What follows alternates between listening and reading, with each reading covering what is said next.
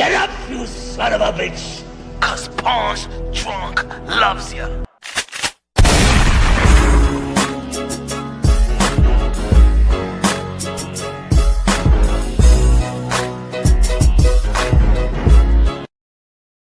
What up, what up, what up? Y'all already know this is Pawn Drunk Boxing, aka Mr. Moo Shine himself, aka El Adobo, aka El Sazón, aka El Borracho, aka Café Bustelo, aka El Pastor de Boxeo. Ladies and gentlemen, good morning, good afternoon, good evening, wherever you are in this side of heaven. God bless you all. Oh man. It's been kind of like work in the boxing world. Shout out to Sebastian Fundora yesterday, beating up Booker. Shout out to who else won yesterday? Um, well, George Camboso. George Camboso beat Willie whatever the dude's name is. There's gonna be a potential fight in the junior welterweight division this June in Brooklyn, probably Brooklyn, New York, or Madison. Well, I doubt it's gonna be Madison Square Garden, but it's gonna be George Camboso versus, I believe, Richardson Hitchens. Richardson Hitchens, the IBF junior welterweight champion of the world. George Camboso was a former undisputed champion of the lightweight division. Um, as you all know, one hit wonder, but he could erase all of that if he beats Richardson Hitchens, he could turn that around. You know what I'm saying? I think he's gonna get beaten up by Richardson Hitchens. I ain't gonna say that he's gonna get beaten up to a bloody pulp because Richardson Hitchens is not a power puncher, but I believe that Richardson Hitchens is gonna do worse than what Devin Haney did to him, in my opinion. Shout out to everybody in the chat. Smash that like button. Shout out to everybody in the chat. What's good? Yeah, smash that like. Smash that like. All right. Smash that like. Yeah, I know. This like recycled content. I understand. Y'all see the thumbnail. Y'all see the title. Y'all see the pictures. Yeah. I know there's a lot of people out there that's Canelo Alvarez fans. Shout out to Canelo Alvarez, the fourth division world champion, super middleweight undisputed. Been having boxing, been holding boxing down, been having boxing on the shoulder for quite some time. I understand. There's gonna be people out here that's not gonna like what I'm about to say, but it is what it is. We break it down unbiasedly, logically, and objectively. It's not even about that people may not like what I'm about to say. I think this is just true. Terrence Book Crawford, four division world champion, two division undisputed. As you all know, that Turki Alalshikh, probably the most powerful man in the sport of boxing, wants this fight. You know what I'm saying? A la buena o a la mala. He wants this fight. He wants Bud he versus Canelo Alvarez. He do whatever it takes, and he is doing whatever it takes. But yesterday we seen Sebastian Fundora, the 154 unified champion of the world, do his thing. Do his thing. We seen David Benavidez. David Benavidez, even Ring Magazine has put him on the pound for pound list for like for a week, and then took him right back out. It's crazy. But David Benavidez has shown that he also is there to be great. And look at his last four outings has been pretty good. Has been pretty good. David Benavidez took on Kalen Plant, took on Demetrius Andre, took on Alexandre, and then took on David Moreau Jr. So you gotta give a lot of credit to David Benavidez, right? Back in the days, Canelo Alvarez said these guys have to fight. These guys have to fight more people. You know what I'm saying? They had to fight somebody. David Benavidez just did that.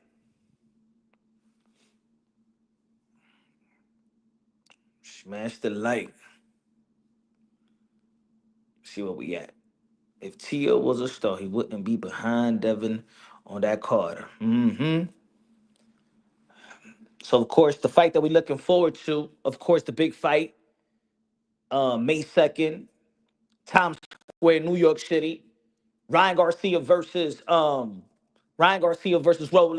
Devin versus Jose Ramirez, and Teofimo Lopez versus Arnold Barbosa. May 3rd, we have Canelo Alvarez versus William Skull out there in Saudi. I think in Eastern time, New York Eastern time, I think we're gonna the ring walk is gonna be what 11 p.m. Eastern time. I'm not sure. It seems like it's gonna be like boxing 24 hours because also later on that day, or what is it? On Sunday, we got Naoya Inoue. So Turki Alalshikh is not going to be on Times Square. That's kind of be weird. Hopefully he's going to be in Times Square because I think that's monumental. You know what I'm saying? To have a fight out there in Times Square. I'm not sure if he's going to go to the Times Square one. Somebody got to ask Turki Alalshikh that question. Which event are you going to be a part of? You know what I'm saying? Are you going to go? Are you going to be the William Skull out there, or are you going to be in New York Times Square? I think he should come to Times Square because he's always out there. Anyway, he's gonna have more events out there. I think this is like a one-off. You know what I'm saying? Once in a lifetime, put it that way. Maybe, hopefully, not, but it is. You know what I'm saying? Because of course, no other promoter is gonna do what he's doing because people want the gate money, right? So you see the title, right? Canelo Alvarez and Bud Crawford, in my opinion, is being protected by Turki Alalshikh. Am I saying that Canelo Alvarez is scared? Am I saying that Bud Crawford is scared? No, no, no, no. But he's being protected. And sometimes you protect, even though you protect people, even though they're not scared, but you protect them anyway. I know there's gonna be people out there that's gonna be like, yo, but Canelo Alvarez and Bud Crawford has done enough. They've done enough. To be honest, I believe that Canelo Alvarez has done enough. Yet still young enough to do more. Yet still hold some belts to take care of responsibilities, in my opinion. Terrence Crawford, I believe on paper, he's done enough. On paper, meaning accomplishment. But when you look at the resume, especially when they want to compare him to other legendary fighters, I feel like he had more to do. He got more to do. Some people gonna disagree. I just feel like Bud Crawford was in position to do more to enhance his legacy. If you want to compare it to Floyd Mayweather, right? Because everybody always want to be. So every time we're talking about Bud to give him the ultimate props, they want to compare him to Floyd. Every time we talk about, well, yo, but Canelo Alvarez, he be cherry picking or something like that, they want to be like, well, Mayweather did that. They always want to bring Mayweather into the equation to match the greatness or to when they trying to discredit a Canelo Alvarez to be like, but Floyd Mayweather did it too. In which I disagree. I don't think that Floyd Mayweather is doing or did what Canelo Alvarez is doing.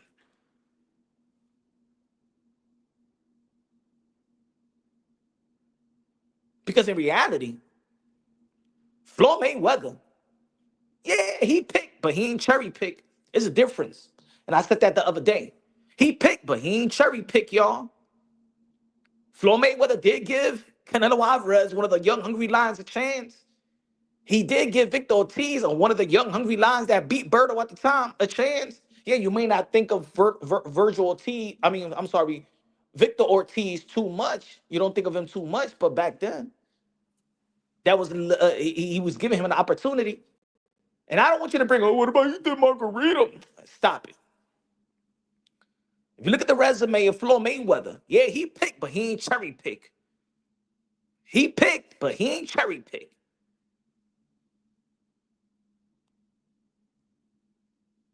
We're going to be talking about that, G Smooth. We're going to be talking about a lot of things. A lot of things that's happening in the sport of boxing. A lot of potential things. As you also heard, that Teofimo Lopez not going to be training with Eddie Reynoso. He's already in training camp. Canelo Alvarez in training camp. People still wonder what happened. What happened with the Teofimo Lopez and the Canelo Eddie Reynoso situation? But why everybody just looking at the Canelo Alvarez situation with Teofimo Lopez? No, that's the Eddie Reynoso situation. But we're gonna be talking about that in a bit, right? Let's clarify my statements and what I mean about Bud Crawford and Canelo Alvarez is in protective custody, is in Turki's Alalshikh protective custody. I've been highly vocal, ladies and gentlemen. I've been that highly vocal, probably one of the few in this community that I don't like the fight. Yes, I'm going to watch it because I'm a boxing fan. Yes, I'm going to watch it because I feel like I have a responsibility for the channel and stuff like that to report, to analyze, to assess a fight like Canelo Alvarez versus Terrence Bud Crawford. I feel like this fight actually just shrinks the sport. This fight tells the casuals, you know what? There is not enough out there. So we need to make this fight because there's really nothing out there. There's nothing left out there. And no, I don't believe that. I believe it's so much for Terrence Bud Crawford to organically enhance his legacy. There's gonna be people out there that's gonna be like, yo, but Punch, he is facing Canelo Alvarez though, and if he wins, he'll be a three-division undisputed world champion. But no. You could take somebody from the street and be like, whoa, I mean, they paying him $70 million. He is gonna fight Canelo Alvarez, give him an opportunity. Blah, blah, no. Don't give me that type of talking point.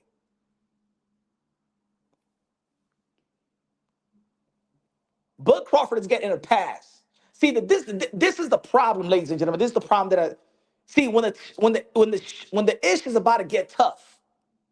That's when they're protected. That's why I don't like. See, we all know, whether you a fan, whether you're not, of Canelo Alvarez, whether you're a fan or not of David Benavidez, that the most threatening guy in the 168-pound division was David Benavidez for Canelo Alvarez. Let's be real, let's be honest, right? That was the most threatening person. Even when he was facing Callum Smith, we knew it was David Benavidez. Even though that he was facing Billy Joe Saunders, we know it was David Benavidez. Even though he was facing Caleb Plant, we knew in the back of our minds that it was David Benavidez. La Bandera Roja, the Mexican monster, the Ecuadorian monster, the Dominican monster. I don't give a damn how many narratives and debunking of narratives has been in this community. At the end of the day, whether you're a fan or not, a hater or not, a supporter or not of David Benavidez and Canelo Alvarez, there was one guy that we knew deserved the fight with Canelo Alvarez in the 168-pound division, and that was David Benavidez. We've seen Canelo Alvarez move to the 175-pound division there to be great. He beat Kovalev. They said, you know what? He picked the easiest of all champions. I didn't rock with that narrative. That was a new narrative they put on a cash cow like Canelo Alvarez. He beat the weakest of all champions. That was the first time I heard the phrase, he fought the weakest of all champions. That's when I knew there was a lot of hate on Canelo Alvarez. But he's still there to be great. And he beat Kovalev. But then people say, but you got to fight the younger ones, like Beterbiev, even though that Beterbiev, 39 years old, going to be 40 years old, or Dimitri Bivol. There was unwarranted negative narratives pushed on Canelo Alvarez, and that's why a guy like myself, Punch Run Boxing, usually debunk the type of narratives, because I remember when they said that Canelo Alvarez was cherry picking Dimitri Bivol. That was the crazy shit. Y'all remember, folks? You remember when they say that Canelo Alvarez was cherry picking Dimitri Bivol? That's when you know there was a lot of hate on Canelo Alvarez. I didn't like that. I didn't like that narrative on. Canelo Alvarez didn't deserve that. At the end of the day, he lost to Dimitri Bivol, and his team and himself made the excuse of, hey, I dare to be great. That guy is bigger than me. Yeah, we still looked that Artur Beterbiev was the most dangerous guy. So if Canelo Alvarez couldn't beat Dimitri Bivol, nobody was trying to think about a potential fight with Canelo Alvarez and Beterbiev, right? So he goes back down to the 168-pound division for what? There's only one guy that we want you to fight in 168. We ain't want you to fight no damn John. I'm Triple G3. We ain't want you to fight John Ryder. We ain't want you to fight no damn Jermall Charlo. And we ain't want you to fight Jaime Munguia. And we ain't wanting you to fight Edgar Berlanga. It got to the point where even a supporter, like massive supporter like your boy, Mr. Moonshine, was like, now it's kind of getting kind of disgusting now, Canelo. Canelo, it's getting tough vouching for you, because you did ask David Benavidez that he needs to fight more people. Remember, after one of the fights in the press, in the post-fight press conference, he said, "Oh, who he fight? He fight nobody. He fought one guy, Anthony Darrell, one guy." Well, David Benavidez fought Caleb Plant, fought Demis Andre, a guy that you was avoiding in 168 pound, in the 160-pound division for the undisputed strap. Let's not forget that. I know y'all don't like that either. But y'all don't want to keep it real. But your boy, Mr. Moonshine, got to keep it real with y'all. But y'all don't want to keep it real with me, even though that it hurts. I don't understand why. Yes, Canelo Alvarez avoided Demetrius Andre for the undisputed strap, or his team, however you want to call it. They avoided the undisputed strap championship bout with Demetrius Andre. Yes, at 160. But guess what? He didn't get shamed for it, and because he went up to win a 3-division world champion versus Kovalev, who's who's arguably a future Hall of Famer. So you couldn't shame Canelo Alvarez for it. You could have been upset, but you can't shame Canelo Alvarez for moving up and beating Kovalev after Kovalev beat a young hungry lion in Anthony Yarde. You could be frustrated, but you can't get mad at Canelo Alvarez because he traded legacy for another legacy. You understand what I'm trying to say? Even though I'm a fan of Canelo Alvarez and Demetrius Andre, so for me it was like, you know what I'm saying? It was just like, yeah, that's the fight I want. That's why I always emphasize the fight. That's why I would always bring it up because that's the fight that I truly wanted to see ever since they was in the 154-pound division. But again, that ship sailed. All right. So I understand there was unwarranted, unfair criticism and narratives put upon Canelo Alvarez, but then there is fair criticism, constructive criticism when it comes to Canelo Alvarez. Tony in the building, what's good, man? Low nose boxing in the building, what's good, man? Hey, yo, man, become a member to the channel, y'all. At this point, even a hardcore Canelo Alvarez fan, and let me say it like this: I wasn't like a major David Benavidez fan. Like I wasn't like in the wagon of saying this guy's gonna be the next. But you know what? David Benavidez has proven to me and other people that you know what he want to carve his own legacy. He's daring to be great. He's done what's asked of him by a great fighter like a Canelo Alvarez. So now I see it as frustrated. I see it like a man that can't keep his word. I see a man that damn you are kind of somebody is fearful. I don't know if it's Canelo Alvarez. I don't know if it's team. I don't know what it is. Look, this what I, for real, for real, for real. I'm not gonna say that Canelo Alvarez, mano y mano, man to man, is afraid of David Benavidez, but you could be afraid of losing something else. I don't think that Canelo Alvarez is afraid of losing to David Benavidez. I believe that he's afraid of what he will lose if he loses to David Benavidez. That's what I think he's afraid of. I could be wrong, I could be right. I think that Canelo Alvarez is afraid of losing what he will lose if he loses to David Benavidez.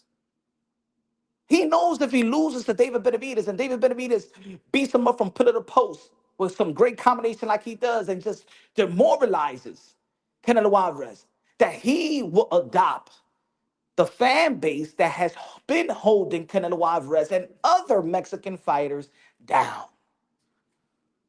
That's one of the special things of being a Mexican fighter. And let me say it like this, folks. There's going to be some hardcore Canelo Alvarez fan that's not going to admit it. David Benavidez has all the ingredients to be loved by the Mexican fan base. As a matter of fact, David Benavidez, David Benavidez has probably more an ingredient at this point to be loved and be the poster boy of Mexican boxing.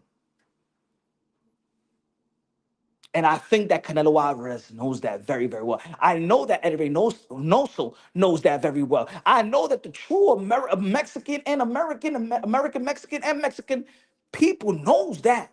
David Benavidez, to put it different there, David Benavidez know how to speak English and know how to speak Spanish. He know how to talk that shit. He's an entertaining fighter. He's a knockout artist. He's a power puncher. He has everything. He has all the ingredients, and he's young enough and he's tough enough to embody Mexican boxing. And Canelo Alvarez knows that. If he loses, see, it's one thing to see. Look, he lost to Dmitry Bivol, but what did Canelo Alvarez lose? He didn't lose nothing. Well, you think the whole Mexican fan base is gonna love Dmitry Bivol? Nah, no. But if David Benavidez, and I'm gonna say it like this because people gonna be like, "What about with the Jaime Munguia? What about Jaime?" Let's be real. Let's be honest. I don't believe.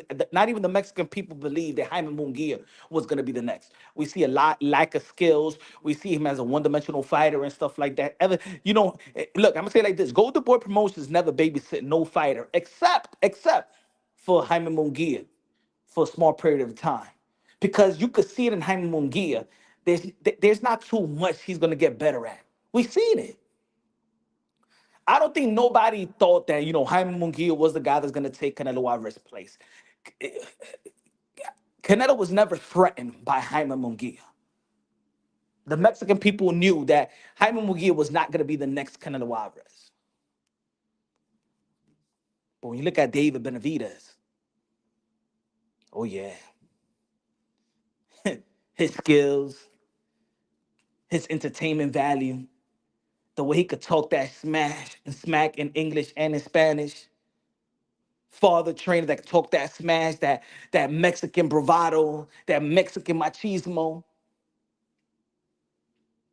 Right now, David Benavidez, if you don't want to say he's the face of boxing, but let me say it like this, he's the pride of Mexican boxing now. Yeah, I believe so.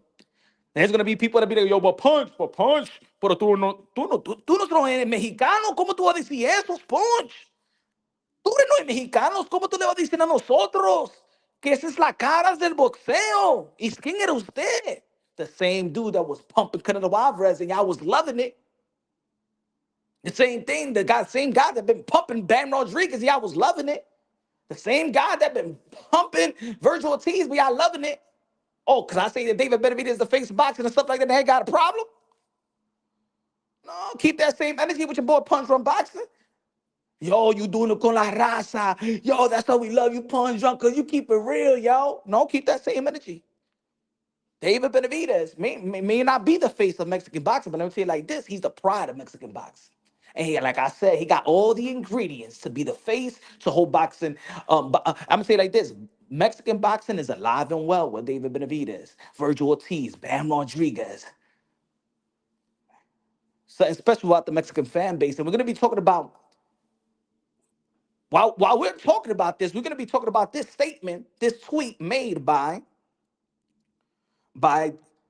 Bill Haney. Now that we're talking about the pride of Mexican boxing, now that we're talking about the pride of Mexican boxing, we're going to dive into this.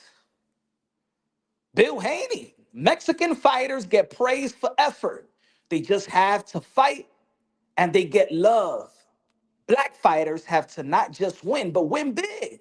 And only when they might get a little respect.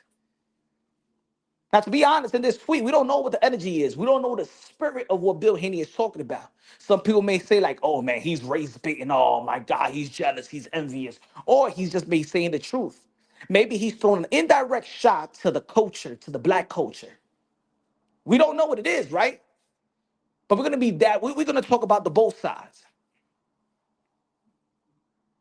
He's right in the sense of Mexican fighters get praised for effort. Why? Because we don't experience, the boxing world never experienced a Mexican fighter not give effort. There's even a style when it comes to Mexican fighting. When they be like, this is Mexican style. When we say Mexican style, it's mano y mano, toe to toe. Why? The heart, the cojones, the machismo. They're here to fight. For them, it's just not about, I want to outpoint you. No, I want to demoralize you. I want to strip you from your manhood. I want to beat the shit out of you. That's the Mexican the Mexican fighter's mentality, the warrior. Some other mentality is, I just got to get the win however I got to get the win. For certain combat fighting fans, they don't like that. What you mean, you're going to outpoint me? You outpointing me? What they call boxing, the hurt business. So when we hear certain fighters say, you know what I'm saying, I'm just gonna finesse it, I'm just gonna win by points. Win by points, this shit ain't the amateurs, man. We don't wanna see no point-ish. We wanna see a fight. Right, folks? When the weekend comes along, Saturday night, hey yo, everybody gather together, right? They call it, we're gonna have a fight party. They don't say, hey yo, we're gonna have a boxing bout party. We're going to have the sweet science party. Hey guys, we're going to have a boxing party Saturday. No, they call it, it's fight night, fight week. We're going to have a fight party. So the fans want to see a fight in the end of the day. Do Mexican fighters get praised for effort? Yes. I believe the Mexican fan base is loyal to the fight game and loyal to their countrymen. Win, lose, or draw, you show effort, you're going to be credited. Is that the Mexican fan? I think that's a beauty in the culture. I think that's a beauty in the culture. The question is why? He said black fighters have to not just win, but win big. Not really. See, when it comes to when he said, we going by the tweet, black fighters have to not just win, but win big for who? Because everybody respect black fighters. Everybody respects Mexican fighters. Everybody respect Russian fighters. Everybody respect a good fighter. Everybody respect a good fighter. In my opinion, it's not about, and I've been saying it, y'all already know, y'all been following it. If y'all follow the channel, subscribe to the channel, I always say, right? In the end of my videos, in the end of my lives, we're brothers and sisters, sons and daughters of the Most High. We're one race, the human race, but what makes us different is cultural differences. For how many years I've been saying that, folks? That's been my motto. God first, everything second, fight plus survive equals true champions. I always say we are one race, the human race. What makes us different is culture. Culture. We're like the buffet of heaven, I'm gonna say of the earth, right? It's all about culture. So when Bill Haney saying black fighters have to not just win, but win big, and only when they might get a little respect from whom? Is the culture, is the black fight fans don't hold you down? Like the Mexican fans hold their fighter down? How the Philippines held down Manny Pacquiao? How the Japanese hold down Inoue? How even, put it this way, the UK fans, they hold down Derek Chisora. Derek Chisora still be selling out arenas. 17, 18 losses and still sell out arenas. You know why? Because his effort. They don't be like Derek Chisora. Oh my God, Derek Chisora, he's have a great boxing skills and stuff like that. Derek Chisora is not even a knockout artist. But you know what they love? His effort. Because let me tell you something about the fight game or fighting itself. Fight fans, and I've been saying this for years. Fight fans are always going to respect effort. If the fight fans see that you're not giving your all, that's what they don't like. I'm gonna give you an example. You think that people there's certain people that just be like, oh man, Shakur Stevenson. I don't like Shakur Stevenson. Everybody know with a boxing eye know that Shakur Stevenson has the goods. Has the goods. But you know what they see in his style? Is effort. They don't feel like he goes all the way. They don't feel like he goes for the gusto. He goes trying to demoralize the show. With all the skills in the world, they see that he's not trying to beat the dude up when he has all the skills to do so. That's what they don't like. They didn't like the way he performed with Eddie De Los Santos because they saying in their mind, you're more skillful than this guy, and you're running away from this guy or something like that. They don't like the effort in it. Fans get frustrated when they see a matchup and they know that you're levels above this person and you just trying to pity pat or something, or you're not trying to go for it. It doesn't matter if you win because, like I've been saying, it's about how you win and how you lose. Joshua Rizzo with the $5 super chat. Good looking out, my brother. Appreciate you. God bless you. Is the reason why, like I said in the video that I did a couple of days ago, is the reason why Pitbull Cruz was respected by the Mexican fans after the Gervonta Tank Davis fan. Because you know what? Everybody supported his effort. They know that he's not more skillful than Gervonta Tank Davis, but he took it to him. And for that, you give people their money's worth. People like to bring the past. So I bring one of the fights of the past. One of the most legendary fights in the history of the sport of boxing was 3 mother effing rounds. It was 2 black fighters. It was Hagler versus Hearns. Every time we're talking about, and I used to I use this fight. I always use this fight to compare the past and how fight fans used to think, in which I like to catch them and contradicting themselves and how they think today and before. One of the most legendary fights in the history of the sport of boxing in the modern day era was Hearn versus Hagler, and that fight lasted not 1, not 2, not 3, but just 3 rounds, good folks. It didn't go to the whole distance. 3 rounds. 3 rounds. Look at Tony. Tony said legendary fight. Legendary fight. Legendary fight. Today, if that fight happens just like it did, and Bud Crawford would have beaten up Earl Spence and beat him up and knocked him out in 3 rounds, no respect for Earl Spence. If we see Ryan Garcia versus Devin Haney, and Ryan Garcia would have beat him up just like that, and Devin Haney would have gone, toe to toe with Ryan Garcia, he would have got knocked out in the 3rd round. You'd be like, damn, he only took 3 rounds to knock him out. Yet the reason why everybody always go back to, that's one of the fights, one of the top 5 fights that if you want to talk about the back in the days, and you'd be like, yo, what's a good fight? Yo, that Hagler versus Hearn, yo. You remember when they was throwing down? Yeah, only threw down for 3 rounds. But Hearn did not disappoint. Those 3 rounds, those less than 9 minutes, because that was the fight, folks. It was less than 9 minutes. But it was so memorable. Why? Because of the effort. Today, you don't even think that, okay, Hagler beat Hearns. No, you think about the fight. You think about the effort. The cojones of Hearn is the reason why you don't even really think who won the fight.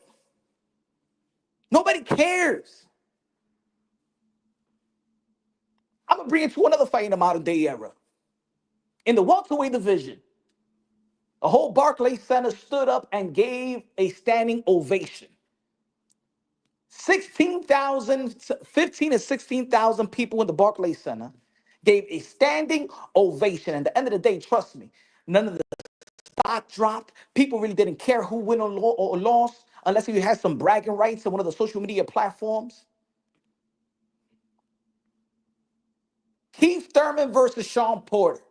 When the last bell rung, Barclays Center, everybody stood up. Even the nemesis, even Earl the True Spence was standing up clapping for Keith Thurman and Sean Porter. Everybody. Mikey Garcia, go watch the fight. Everybody in Barclays Center stood up, standing ovation. You know why? Because that fight right there, yeah, and both of them are black. Yeah. Lights, yeah. I gonna be like, well, Keith Thurman, yeah, he black too. He black. Sean Porter black.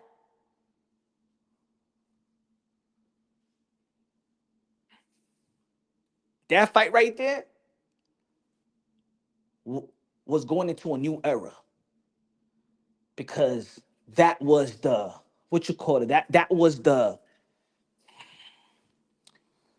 I had a name for it, but that was like post Mayweather and Manny Pacquiao, right? Like, people didn't know where boxing was gonna go after that. But that fight right there, 2016, and the way that they fought is like, yeah, man, yeah, that narrative of boring, nah, it is over. We got 2 young, hungry, prime fighters, and they willing to kill each other in the ring. Classic fight. Right, Tony? Classic.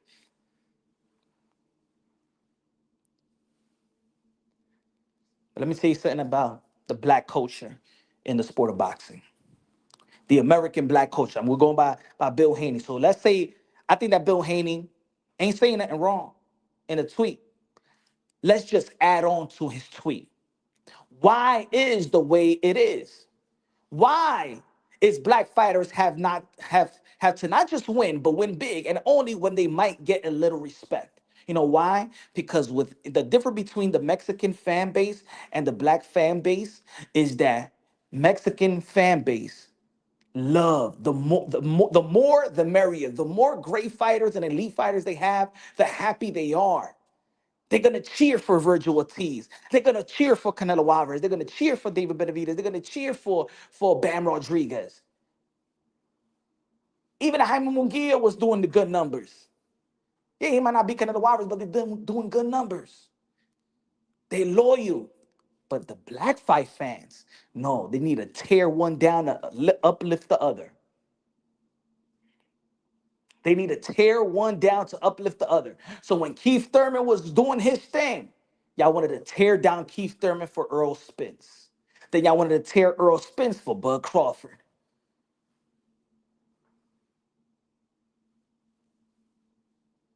Back then, it wasn't like that. Back then, it wasn't like that.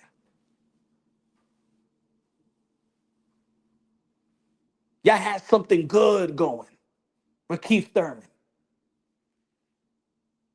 Y'all had something good. Y'all should have built Thurman and should have built Spence. Look at Javante Tan Davis.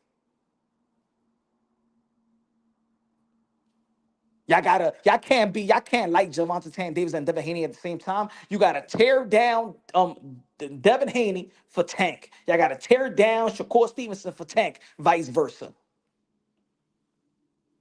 Give me 1 second, y'all. Give me 1 second.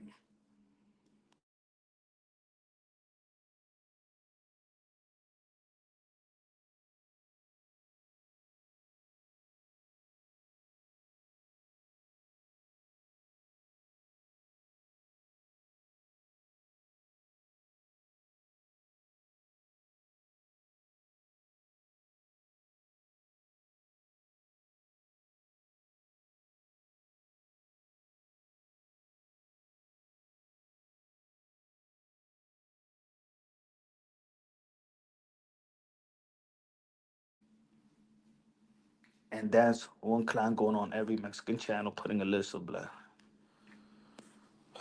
So yeah, hold on.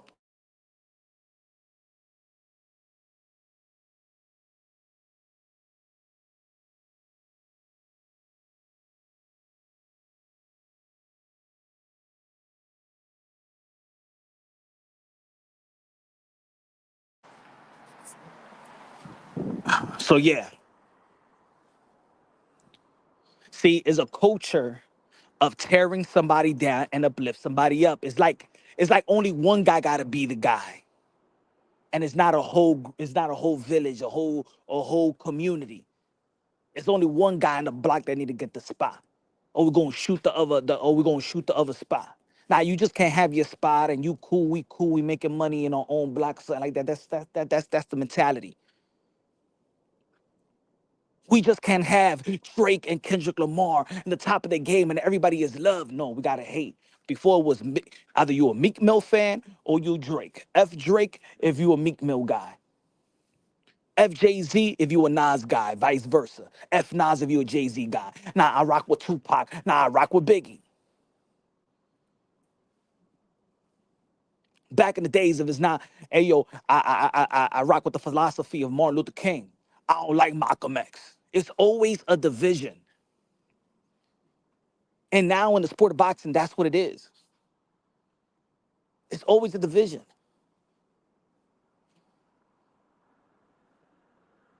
It's a culture in a nutshell in the sport of boxing.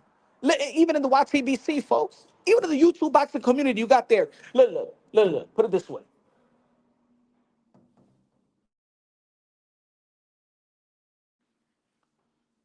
You may have channels that may be like pro-black, right? Like, because I'm saying like this, a Mexican channel, let's say a Mexican Latino channel or a Puerto Rican channel, right? They show love to all the Puerto Ricans. A Dominican channel, right? Show love to all the Dominicans. It's never like, yo, F Carlos Adamas, but let's praise Puello, right? Think about it. Everybody right now in the chat, that y'all go to other boxing channels, right? When you go to a Mexican channel, or when you go to a Puerto Rican channel, or when you go to a Dominican channel, right? Or your UK, It's always, hey yo, we love Puello, we love Edo de los Santos, we love Carlos Adamas, who Polacos on the come up, Eldy on the come up. Mexicans, oh yo, Vergil Ortiz, yo, he's gonna be the best at 154. Yo, Bam Rodriguez, yo, David Benavidez gonna be the next. Hey yo, Canelo Alvarez, Navarrete. It's like a celebration within their channel and their platform. Oh, you go to these other platforms. Matter of fact, put it this way. Sometimes I'll be looking. Sometimes, hey yo, I'm in YouTube too. I get recommended by certain channels. Sometimes hey yo, I see a funny thumbnail, a funny title. I'm taking a dump. Sometimes I'll watch somebody to see what the hell they talking about. I mean, I truly don't watch too many channels, but I get recommended. I do when on the downtime, right? You remember when leading up to the Ryan Garcia fight with Devin the Dream Haney? And Bill Haney was on IG, and he was in the zoo, and he called Gervonta Tank Davis a monkey. There was other channels out there that was calling Gervonta Tank Davis a monkey too. No, and this was not Teofimo Lopez. This was other black personnels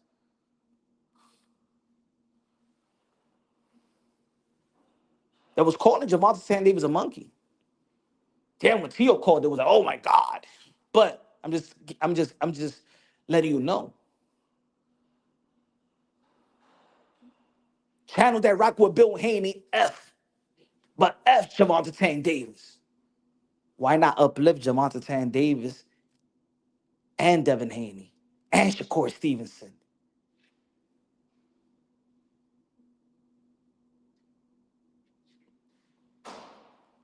You know what I'm saying? Why not uplift everyone? See, I keep it unbiased, logically, and objectively. I'm not saying don't. Look. I'm all right with people keep. I'm all right with certain people give the benefit of the doubt. Giving the benefit of the doubt to a particular fighter that did his thing is not being biased. I hate when people be like, "But you biased with this one, and you biased." No, no, no, no, no, no. If you did your thing, I'm giving you the benefit of the doubt because of your resume and what you have accomplished. So when people be like, hey, yo, but Joe Punk, but you give Teofimo Lopez the benefit of the doubt. Yes, because he's a two-time lineal champion. Forget about, that he's just my peoples and stuff like that. He's a two-time lineal champion at the age of 25. I'm giving him the benefit of the doubt. His resume speaks for itself. Hey, folks. Hey, I may say, well, Devin Haney is a boring fighter and stuff like that. But at the end of the day, his resume speaks for itself. You don't hear me saying, yo, Bill Haney should be fired. No, I don't say that. I don't say Bill Haney should be fired. I say, hey, yo, Devin Haney should keep his father in the corner. But Bill Haney got to be more hands-on, too.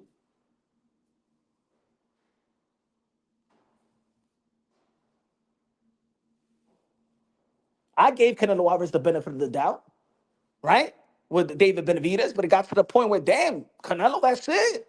There ain't nowhere to turn. You went to dead end. Now give this man the opportunity to be great. Give him a passing of the torch fight. You got it from Floyd Mayweather. Why you don't do it? But do it for the guy that really is the guy that people feel that could be the next. We know, everybody knew, even the Mexican people knew that Jaime Munguia was not going to be the next. Give it to the guy that people believe he is going to be the next and capable of being the next.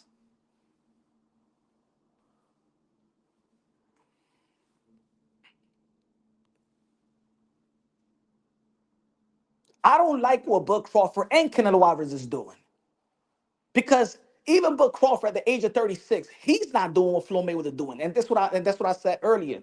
I don't want people coming to my channel saying, yo, but you saying that Canelo Alvarez is picked, but Floyd Mayweather is cherry picking. No, no, no, no, no. Floyd Mayweather did not cherry pick. He picked, but he ain't cherry pick. He had a power to pick anybody he want to pick, and he picked good opponents. Did he cherry pick Miguel Cotto? That's not a cherry pick, friends. Shane Mosley is not a cherry pick, my brothers. And matter of fact, Floyd Mayweather going to be fighting Shane Mosley at the same age that Canelo Alvarez is going to be fighting Bud Crawford.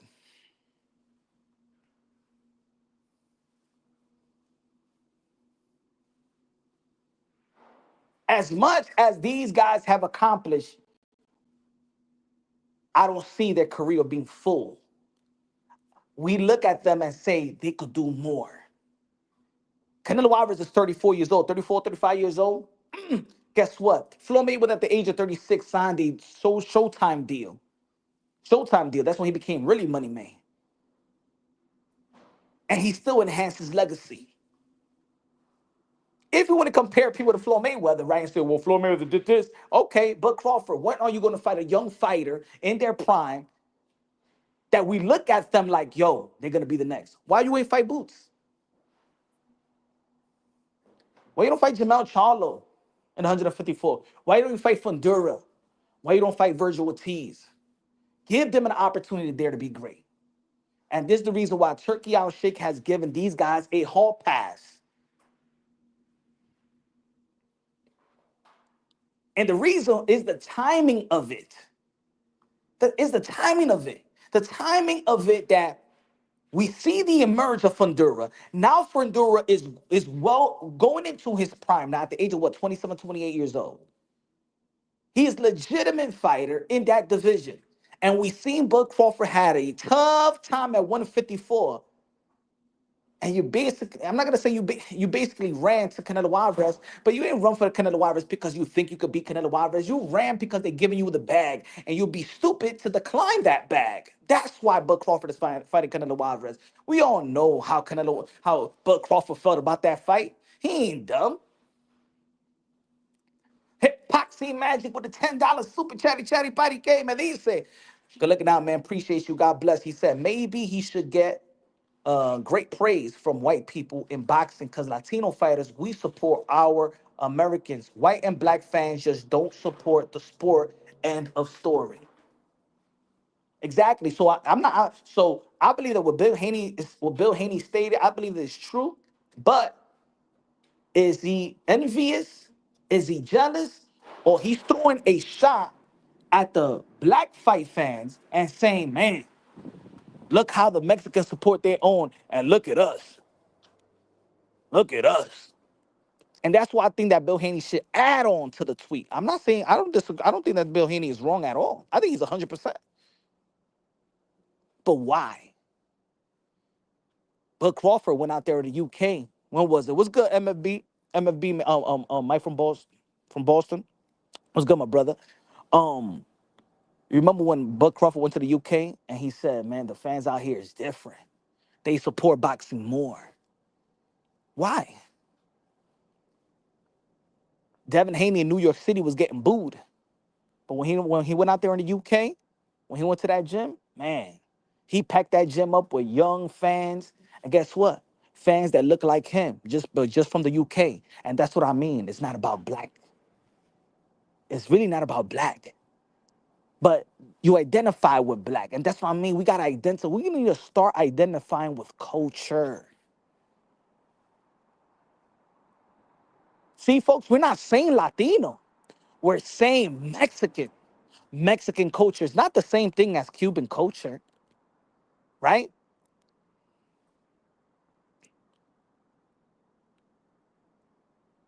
Mexican culture is not the same. See, we're talking about Bill Haney said Mexican. He didn't say Latino because not all Latinos the same.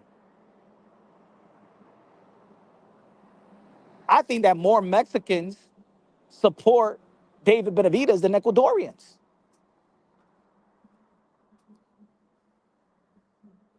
That's why, that's why David Benavidez, even though he didn't call himself that, it was Mike Tyson, but is the Mexican monster.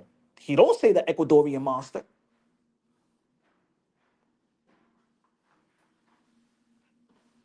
Because even they know the loyal support that they're going to get in the sport of boxing is from the Mexican fan base.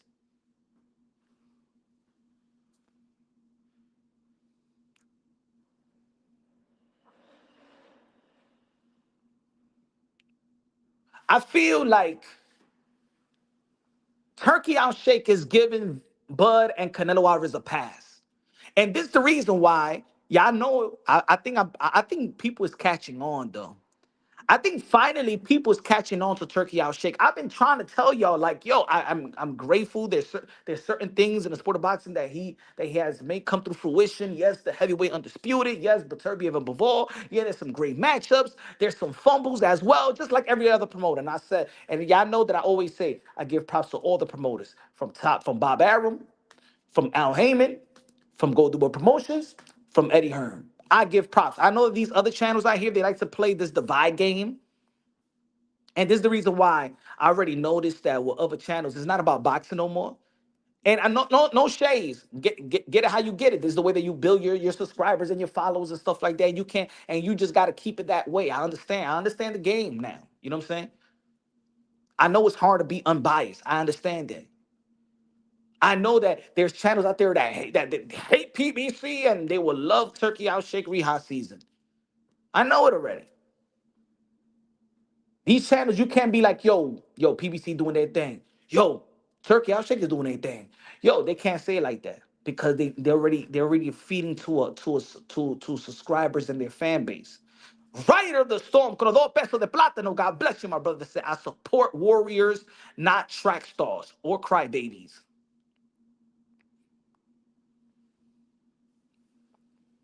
See, I remember before Canelo Alvarez was on PBC.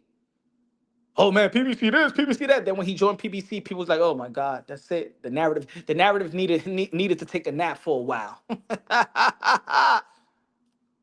Epoxy Magic again with the $5. Comprar pizza con Coca-Cola. Said, "Do you think Turkey Prince is tapping Canelo and Bud? They love that man." Hey yo, I don't know, bro. Hey, I don't know, man. I don't know. Probably they in his Grand Canyon. Epoxy Magic, I don't know. Man, ring around the rosy.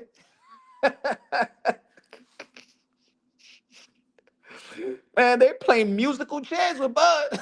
I'm just playing. Hey, little jokey Joe, damn it. Little jokey Joe.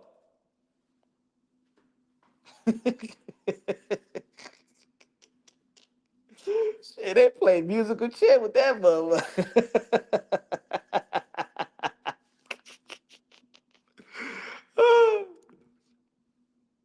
Nah, Turkey love Bud though. He love his Bud. I don't love my Bud. I love him.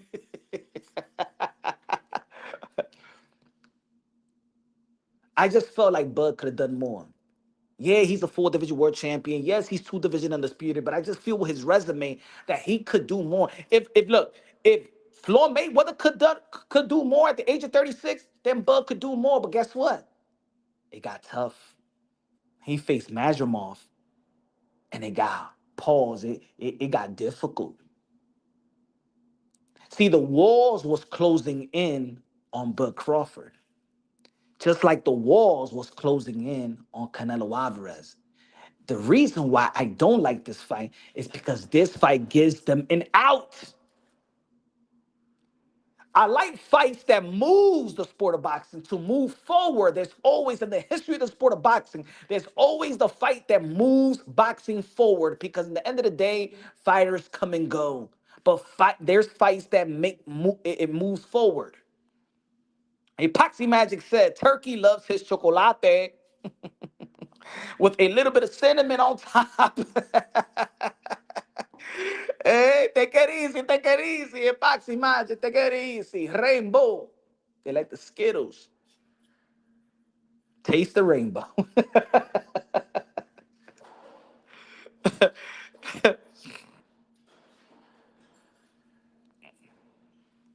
This why I don't like the fight. See, even when Oscar De La Hoya faced Julio Cesar Chavez, that's the passing of the torch fight.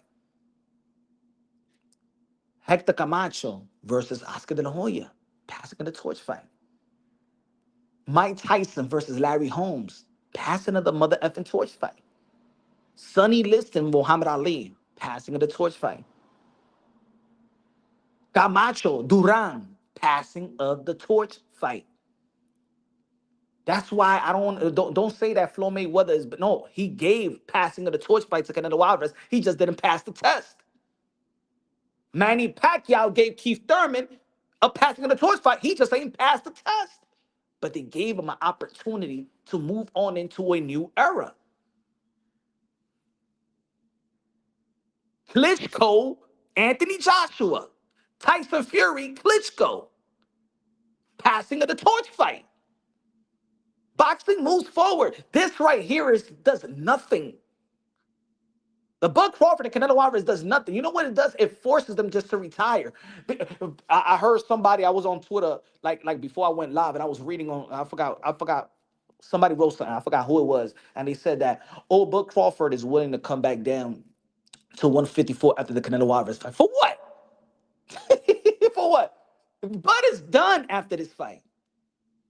He's done.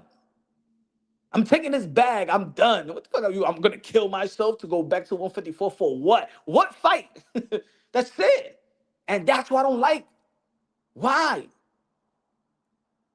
But because this again, just like, put it this way, just like this statement made,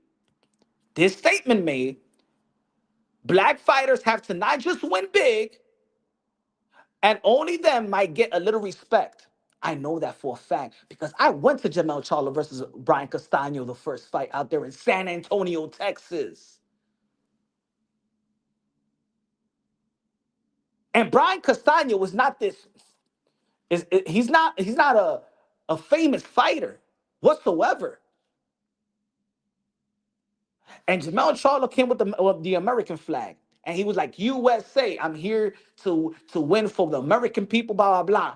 USA. And then the Argentina, Brian Castano's people came with a little drum.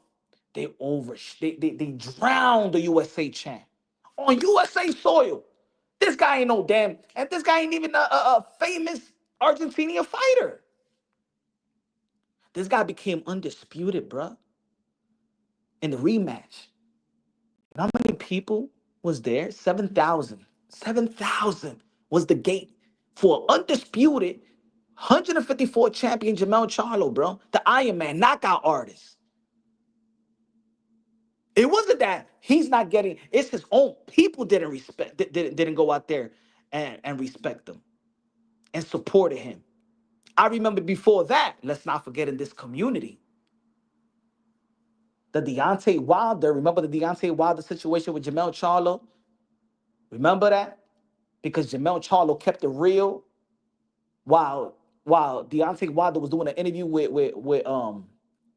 Flores, and Jermall Charlo, because Deontay Wilder was trying to say that that it was because of the color. It was because of the colors, because of race is the reason why he lost to Tyson Fury. And Jermall Charlo was in the comment section and he said, it wasn't race that you lost, it was skills. Ooh, all them channels, go back. All the pro-black channels was against Jermall Charlo just because he kept it real. Get back to the training camp and get it back. It wasn't, he put down, he said it wasn't race that beat you, it was skills that beat you.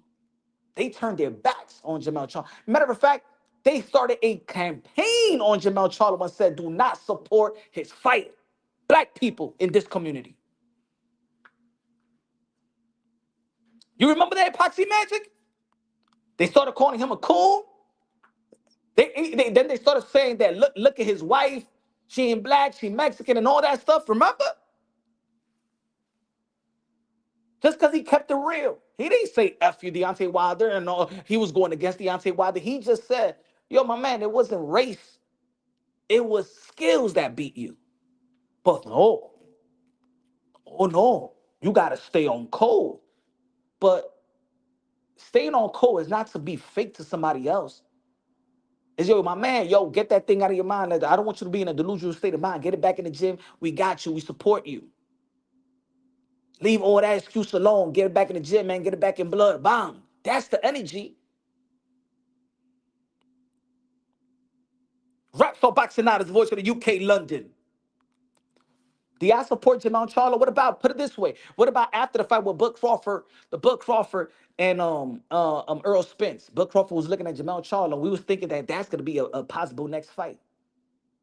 You guys let the hype of a Tim Tszyu disrespect Jermall Charlo. Epoxy Magic with a $10 super chatty patty game. And he said, Black fans said I would not be pirating your fights any further. I ain't gonna be robbing your fights no more. Fuck paying for it. I ain't even gonna rob it no more. Magic to the two people. That's a good one. That was a good one, Magic. That was a good one. I ain't gonna be robbing your fight no more. Shit ain't even worth for me to rob.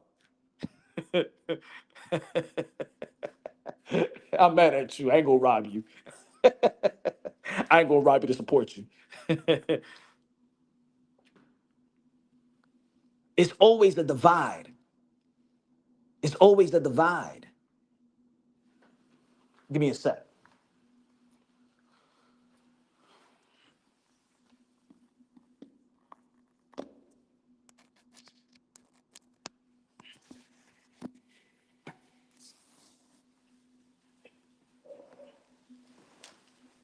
Let me know if y'all hear me good.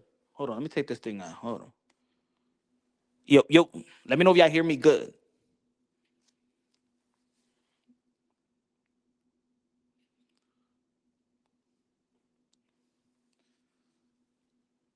Fundora knocked out Booker yesterday. And I was just thinking, like, damn, we seen the performance of Vergil Ortiz. We seen the performance of Fundora. See, look at the 154-pound division.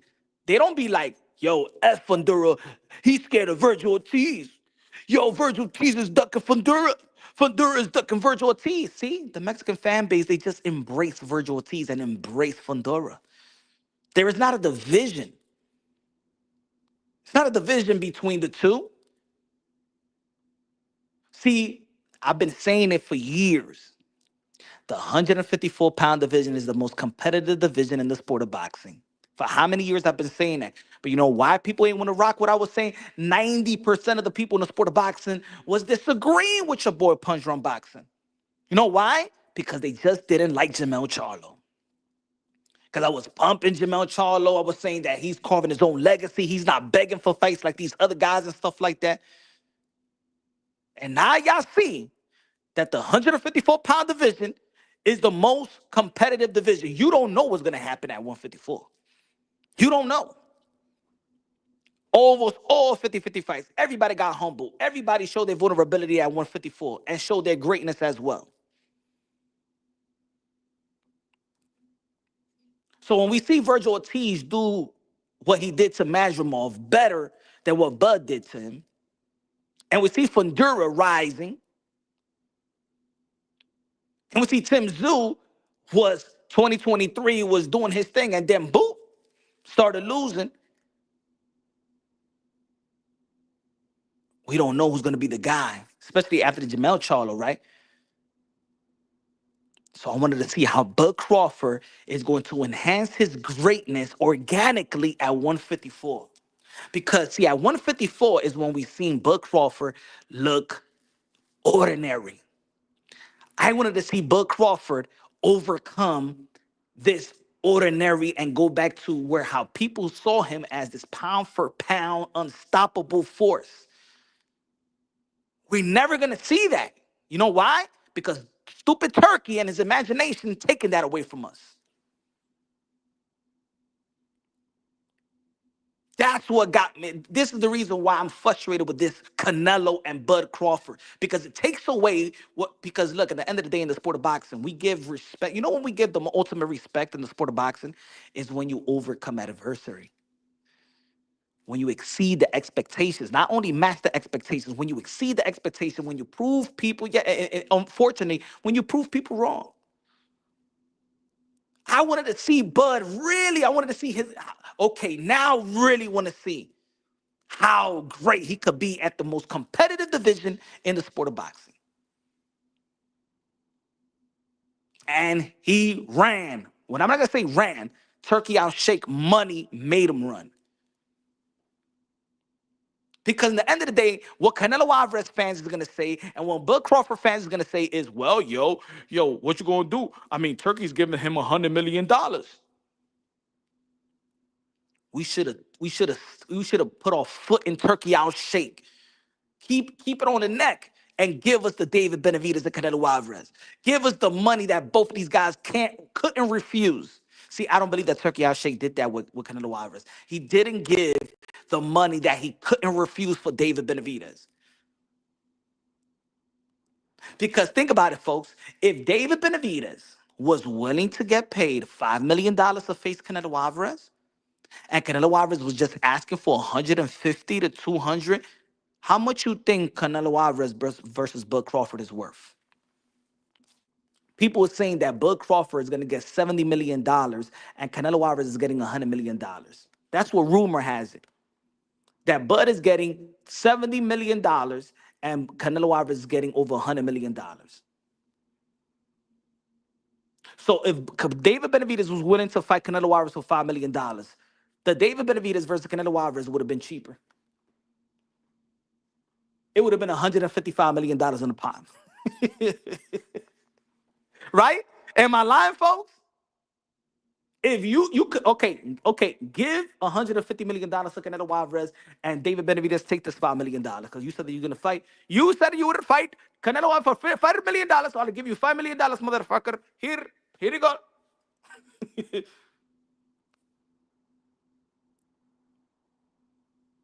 Turki Alalshikh gave Chris Eubank Jr. a blank check. Basically, he said, Chris, you put the number down.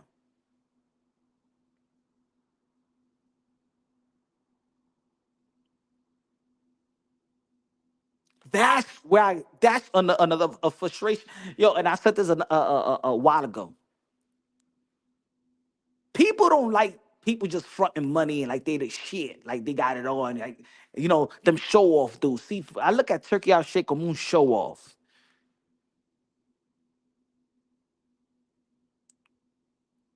See how he's talking when shit don't go his way. How he talked about Canelo Alvarez. How he talked about Tim Tszyu. How he talked about Dimitri Bivol. That dude got a power trip. He got an ego, and it's disgusting. He think he got money so he could just treat everybody like shit and talk about them like they haven't done nothing. When you don't do what he says, he's gonna out you right away.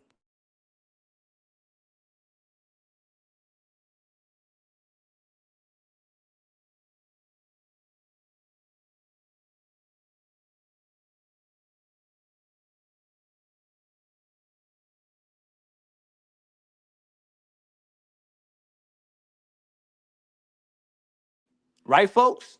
When Turki Alalshikh can control you, he disses you right away.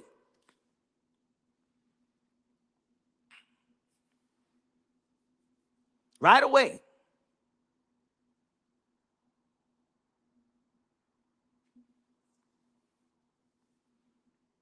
He said, Leonardo Rodriguez says, Al Heyman was doing the same ish, blocking the Bud fight and forcing people to cross the street. But that's the difference in the hypocrisy. When did he block the Bud fight? When he blocked the Bud fight.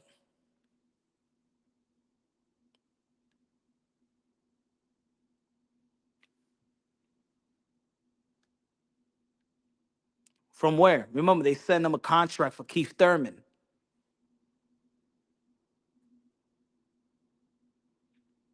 They got the Porter and Bud Crawford. They negotiated that and even had to go to purse bid. When did he block the Bud fight? You mean Top Rank blocked the Manny Pacquiao and Bud fight? Ooh, debunked. Easy. Epoxy magic. If I can't honest, I can. If I can be honest, when the Saudi anthem played in Vegas for the one boxing event, it felt like we, as American fans, let the devil in man's skirt in our home. Yo, they already put him in the Hall of Fame. Yo, they put him in the Las Vegas Hall of Fame. Yo, already 1 year in, and he already in the Hall of Fame. You got Bob Arum was dying, still not in the Hall of Fame in Las Vegas. 90 something years old, still not in the Hall of Fame.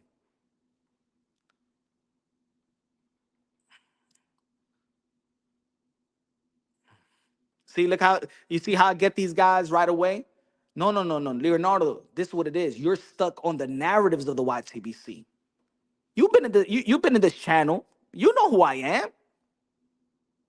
You're stuck on narrative. And when you come and when y'all guys, when you go all around all these channels and you support all the narratives and all the bullshit of other channels, and then you want to come over here and say, well, that's the narrative. No, it's not the narrative. It's a fact. Bob Arum said that he didn't want to give Bud Crawford the fight. Am I lying? Is that a narrative? Hey, yo, ladies and gentlemen in the chat, is that a narrative that Bob Arum said that he didn't want to give Bud Crawford the fight? Is that a narrative?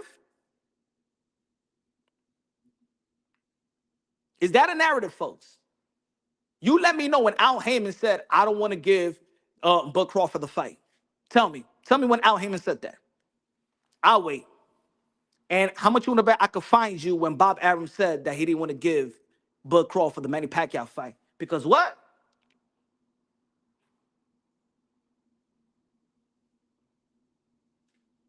Okay, we're talking about Al. Find me, you could put links on my chat. Leonardo Rodriguez, put it in the link when Al Heyman said we're not gonna give Bud Crawford a fight. Let's see who's gonna be pushing narratives. A matter of fact, what's your cash app, Leonardo Rodriguez? If you could find me when Al Heyman said that we're not gonna give Bud Crawford a fight, if you could find me that, I'm gonna forward you $1,000 right now. And if you don't do it, within 10 minutes, Google everything you got to forward me $1,000 on the cash app. That's a go. Is that a bet? Is that a bet? I'll find you when Bob Arum said that he won't give a fight to Bob he didn't want to give Bud Crawford the fight with Manny Pacquiao. You gotta find me when Al Heyman said that he won't win, that he's not gonna give Bud Crawford a fight. Let's see who's pushing narratives now. That's what I mean, bro. This shit that's why I even go to the other channel, because they have to estar haciendo pelagato, mi hermano. You can't play this game with me, my brother. The people that support my channel support me. We real in boxing. We don't play that little narrative games.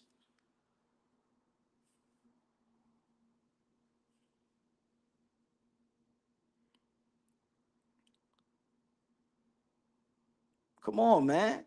You in the right place. Don't play that game with me, Leonardo. Don't play that narrative bullshit game with me, my brother. Don't play that narrative. I didn't ask you that. You said Al Heyman. So I'm asking you, when did Al Heyman say that? Now you giving me the fighters of Al Heyman. No. Show me when you mentioned Al Heyman.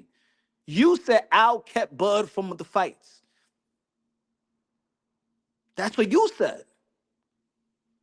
You saying I'm pushing a narrative. Now, I want you to support your claim. Show us the interview where Al Heyman said what he said, like Bob Arum publicly said. Oh, man. Come on, Leonardo.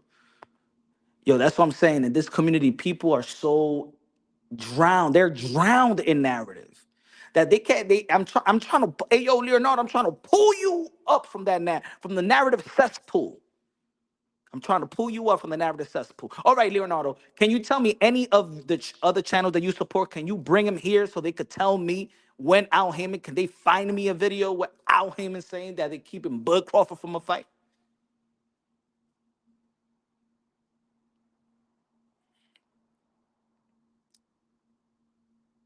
So how you know that Al Heyman is keeping Bud Crawford from a fight, Leonardo Rodriguez, if you never heard it from Al Heyman? So why you said Al then? Now he says Al don't make public speak public. You said Al is keeping Bud from a fight, and I said you know and I know. Bob Arum said in barbershop conversations that that Keith Thurman sent them a contract, right? Or we're lying. Okay, Leonardo. Let me see who's lying. Let me see if I'm spitting narratives. Let's see if I'm spitting narratives. Okay. Leonardo Rodriguez. Did Bob Arum on Barbershop Conversation years ago said that they received a contract from Keith Thurman? Yes or no? Let's see if they're keeping Bud from a fight. Did Bud Crawford fight Sean Porter while he was on Top Rank? Yes or no? And as soon as Bud Crawford left ESPN, Top Rank, he started negotiating for Earl Spence fight, in which he pulled out of the negotiations and went to BOK Prime to fight Dave Avenesia.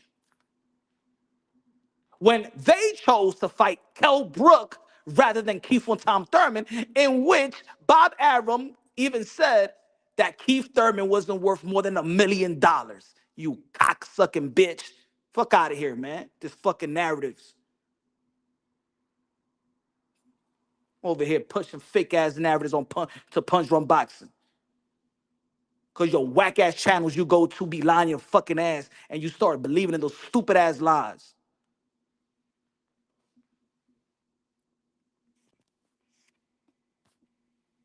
Go back to them fucking whack ass channels that be lying in your ass, yo. Grown ass man believing in another grown man lies. Fucking done with this stupid ass fucking grown ass men, bro.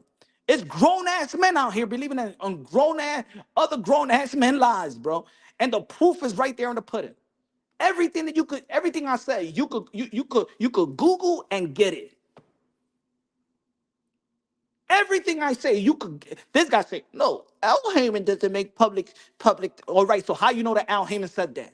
I'm giving you what Bob Arum said publicly. I didn't say EJ. I didn't say Earl Spence. Earl Spence could say anything. Earl Spence, does Earl Spence drink too? Does Earl Spence drink?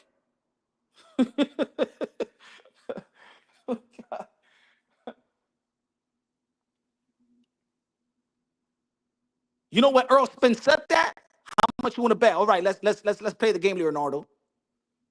When did Earl Spence say that? Did Earl Spence said that in an audio call with Steven Espinoza after Bud Crawford pulled away from negotiations and PBC was like, fuck this guy.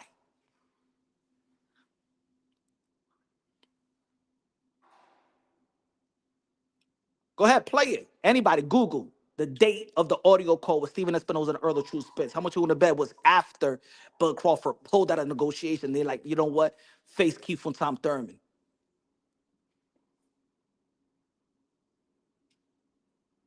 Come on, man.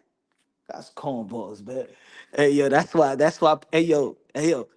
I'm the debunk. I debunk all narratives. It's the easiest shit in the fucking world because you can't. The truth is the truth. The truth is the truth.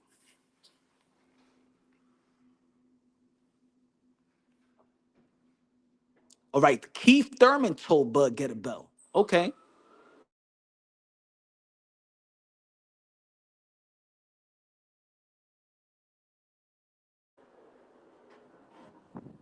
Yeah. Keith Thurman told Bud get a belt. Al Heyman didn't say, "Hey yo, Bud get a belt." Keith said that, and Keith had bigger fishes to fry in the welterweight division. Yeah. Danny Silva Garcia, that's a unification bout. That's not nobody ducking nobody. Hold on. Why Bud Crawford didn't sign with PBC and why he signed the extension? That means he didn't want it that bad. Why he didn't do what Manny Pacquiao did? Why he didn't do what Manny Pacquiao did? Soon as Manny Pacquiao was a free agent, you know what Manny Pacquiao said? And you could and look, Manny Pacquiao said it himself and his team. I'm signing with PBC because this is where the best welterweight fighters are, and I want to fight the best.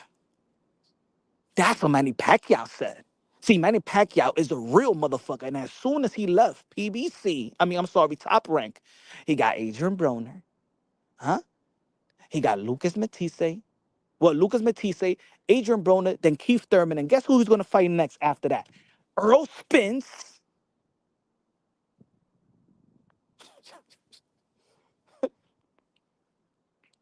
Why didn't Bud Crawford sign the extension with Bob Arum and Top Rank? Already when Top Rank was at odds with Al Heyman and suing Al Heyman at the same time.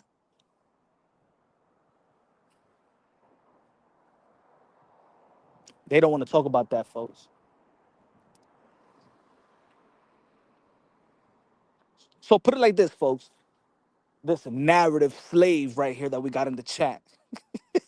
This narrative slave go into all these channels and get pumped up.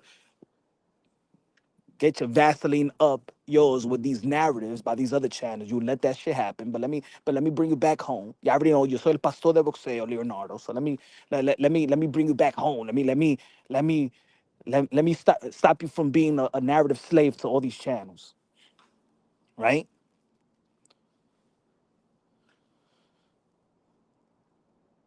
When the WBC, when the WBC or the WBA gave the permission and order for the Keith Thurman and Earl Spence fight, remember?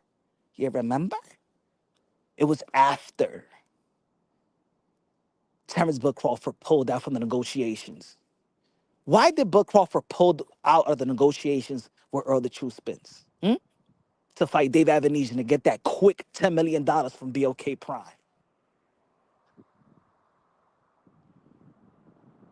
Bud Crawford, this is the narrative, and this is the narrative of this community. They paint this picture that Bud Crawford was all about the smoke, right?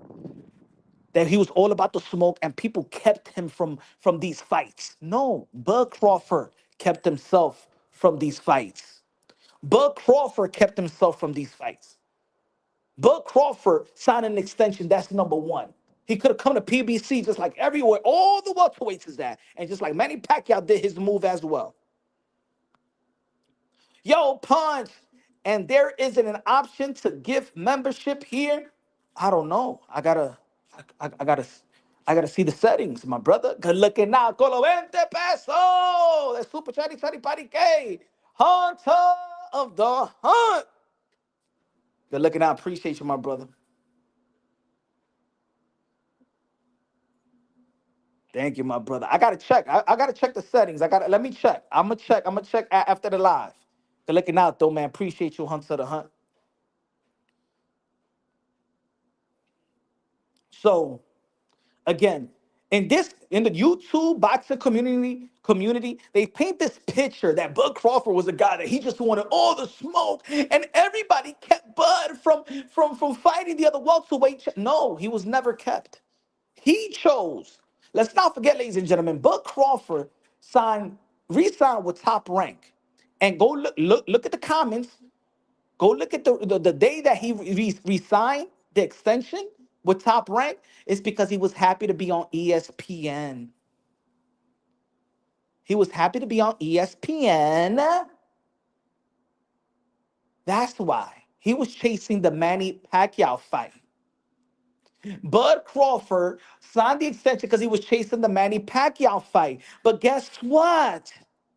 Bob Arum and Top Rank didn't want to give him the Manny Pacquiao fight. So it was Top Rank that didn't want to give him his biggest fight. PBC was always wanting to give Bud Crawford the fight. But you know what Bud Crawford wanted? And you know why Bud Crawford stayed? Because Bud Crawford's minimum is $4 million. Guess what? Bud Crawford was getting paid more than Earl Spence, Keith Thurman, Sean Porter. His minimum was more than all these guys. Bud Crawford stayed for the money. And that's the narrative that people, not the narrative, that's the truth that people don't want to say. Bud Crawford was always about the money. The same reason why he pulled out of the fight with Earl the True Spence to fight David Avenesian so he could get a quick $10 million and then come back around, smooth Earl Spence, because they do talk on the phone. Remember, they said they talk over the phone. And now this could be the narrative, but this is my opinion. This right here, what I'm about to say. Bud Crawford finessed Earl Spence. Hey, yo, bro. Hey, yo, they trying to give me $10 million right quick. Yo, let me get this $10 million right quick. You feel me?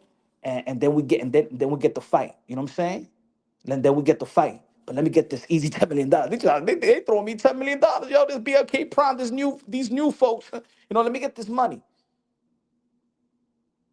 See, Bud Crawford put the Earl Spence versus Bud Crawford in jeopardy. Bud Crawford put the Earl Spence fight on jeopardy for this Dave Avenesian fight. You think he really was dying for the fight? Nah, man. Nah. Bud Crawford was always about the dollar. Just like he's fighting Canelo Alvarez and F everybody else, right? Hunter the hump. Yo, there's dude out here literally doing 9-hour lives, hogging on Tank. Bro, that's a full-time job with only like 200 people in the chat. I understand the criticism, but damn, my man, shit wild in these YouTube streets. Hey, yo, I'm telling you, hey, yo, Hunter the Hunt, trust me. Look, it's so much less boxing. It's not too much boxing, right? And they have to feed, people have to feed the the subscriber that they you know what I'm saying? Um they grew a certain subscribers and followers. That's what I said a while ago. Like, you're not going to find a bunch of people that's going to support Canelo and criticize Canelo. Because if you criticize Canelo Alvarez and you build the channel on giving props to Canelo Alvarez, boom, they're going to unsubscribe. People are afraid to be real. People, let me tell you like this, Hunter the Hunt. You know what the sad part, you know what's the sad thing about it? And good looking out, man, appreciate you for real, bruh. You know what it is? People are slaves to their own channel. That's the sad thing about it. I'm dead serious. People are a slave to their own channel, meaning they can't even be real. I bet they walk into this boxing shit, creating channels, and they're real with their opinions. But you know what happens is that Hunter the Hunt. You know what happens, that you're doing content and you're doing content, and then there's one content that blows up, and you're like, oh, well, I found a fan base here. Let's do it again. And they go and try to do it again, and they try to do it again, and then boom. A lot of these channels, okay, for example, let's say a channel could be like, man, I'm a Javante Tan Davis channel, but then their channel blew up on Devin Haney, and they'd be like, oh shit, not Devin Haney's the man. Devin Haney, nah, Tank is whack, and then they build their channel around that. And that's what it is. It's not about box. For a lot of high traffic channels, and no pun intended, get it how you get it. It's it's it's not about boxing. It's about feeding what they build already. Even though that once the camera is off and the audio is turned off, they don't believe in what they're saying.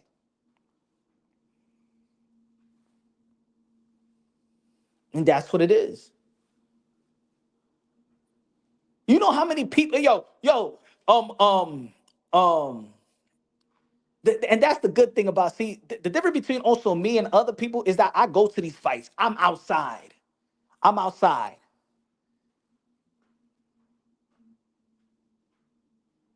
I think, and people see the genuine. When people see the real. You know what I'm saying?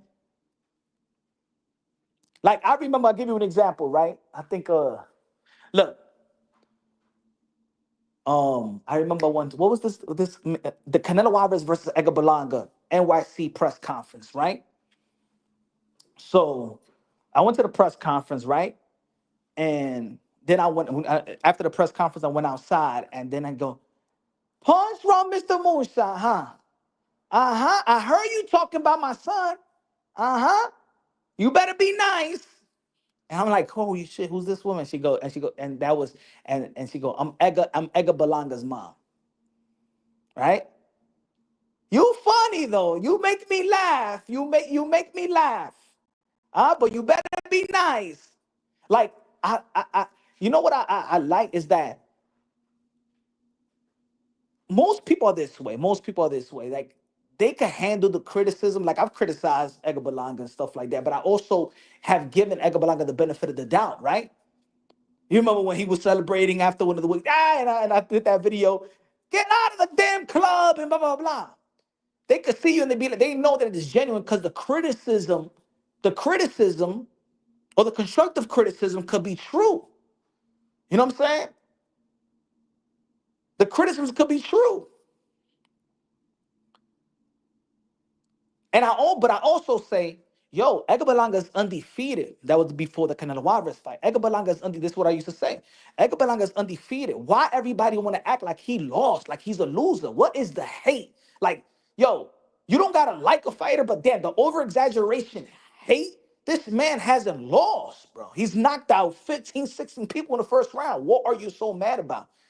Okay, he might not be the next Miguel Cotto. He might not be the Tito Trinidad, but what is this? Because he's getting the Canelo Alvarez opportunity like that. Man, we not mad that he's getting the opportunity. We mad that he's not fighting David Benavidez. Look at the way that I spoke to Lamar Roach. Everybody was dissing this Lamar Roach and Javante Tank Davis. And what I said, yo, we're frustrated with Javante Tank Davis. Why are we acting like we're frustrated and mad at Lamar Roach? You're not mad at Lamar Roach. We're frustrated at Javante Tank Davis. But let's not take away that Lamar Roach is a champion. Let's not take away that he's the one that's stepping up in there to be great. Even though that you don't believe that he's gonna beat him, or everybody was saying he's gonna get knocked out in the third round. Why people mad at Lamar Roach? We're not mad at William Skull. We're mad at Canelo Alvarez. But with that, hey, Team Lamar Roach, Team Lamar, William Scott, they be like, oh man, what is these people hating on me? No, no, no. People are not hating on y'all. People is hating on the Tank and the Canelo Alvarez for not fighting the guys that we've been asking these guys to fight, and which they are in line to fight.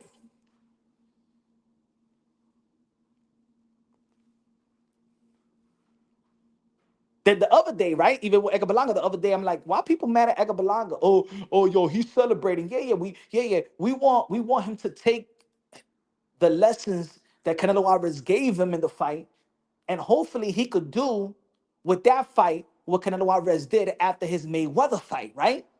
Because a lot of people always say that, yo, Canelo Alvarez learned from the Mayweather fight. So we want Edgar Berlanga to learn from that fight, right?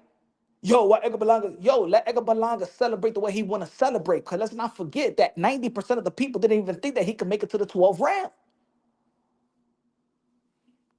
Hunter the Hunt, con los 5 pesos de Super Chatty Chatty Patty Game. What do you want to see Berlanga fight next, Munguia or Caleb? I don't know why he even mentioned inactive Jermall. I want him to fight a Plant or Andre. Munguia just got knocked out cold by really a nobody, right? By Bruce. Let's see what Munguia's gonna do next. If he can get the knockout and get it back, then all right. If he goes a whole 12 with this guy, I still want to see a Plant or Andre.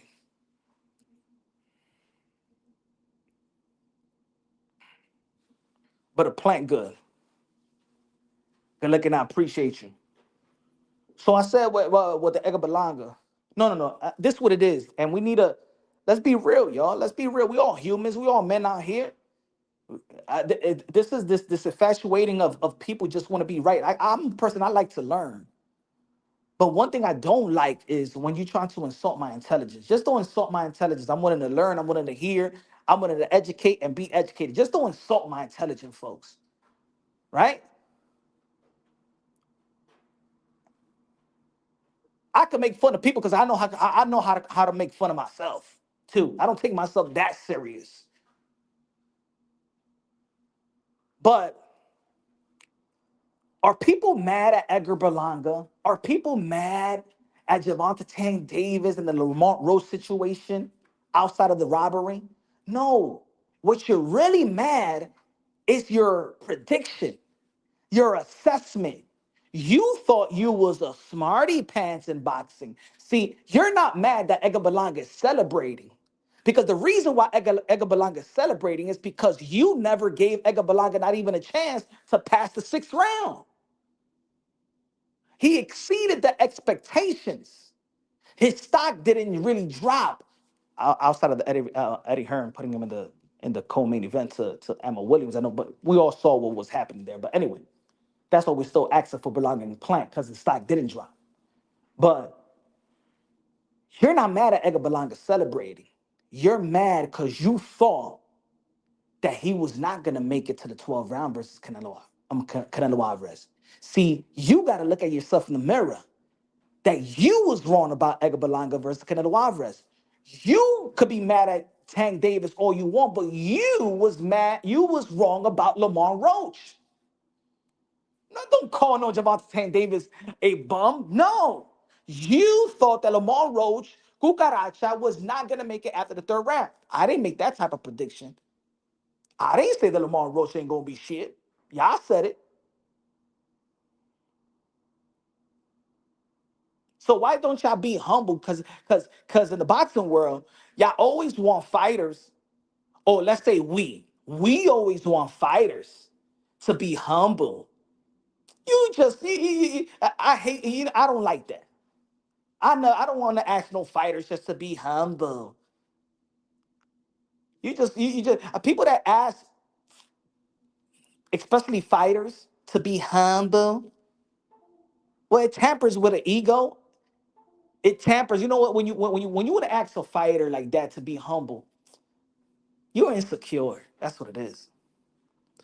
Box Latino with a $5 super chat says Canelo didn't go celebrating his loss to Floyd, so that makes Berlanga a bum. We don't know that. Box Latino TV, we don't know that. We don't know that.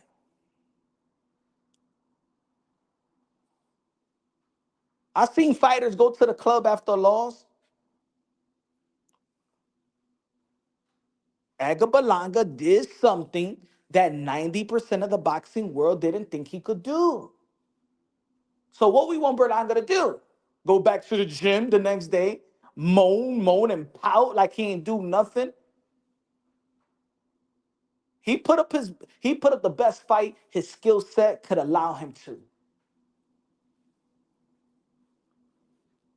He should celebrate. He should have celebrated.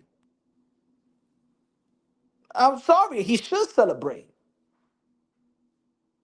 Because nobody believed in him. Okay, he lost. Oh, now, I got a more power. I got to be humble for everybody. No. We got to be humble. The whole boxing world got to be humble when it comes to Edgar Berlanga and his performances. Because we didn't even give him a chance to pass the 4 or 5 rounds.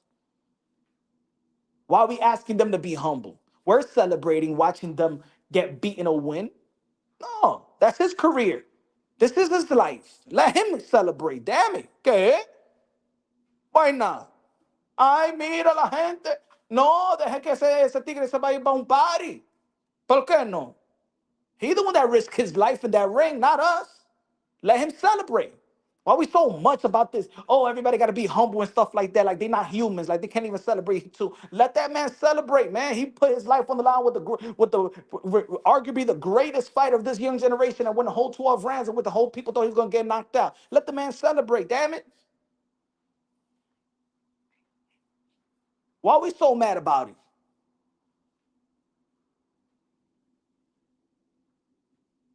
Now I can understand with the other fights that he was supposed to knock these other guys down. Be like, man, you ain't doing nothing. But when it comes to Canelo Alvarez and you perform and the way that you perform in the biggest fight, nigga, you just went from Orlando to Las Vegas in a sellout crowd. That's did 700,000, and he sold that fight too. Let that man celebrate.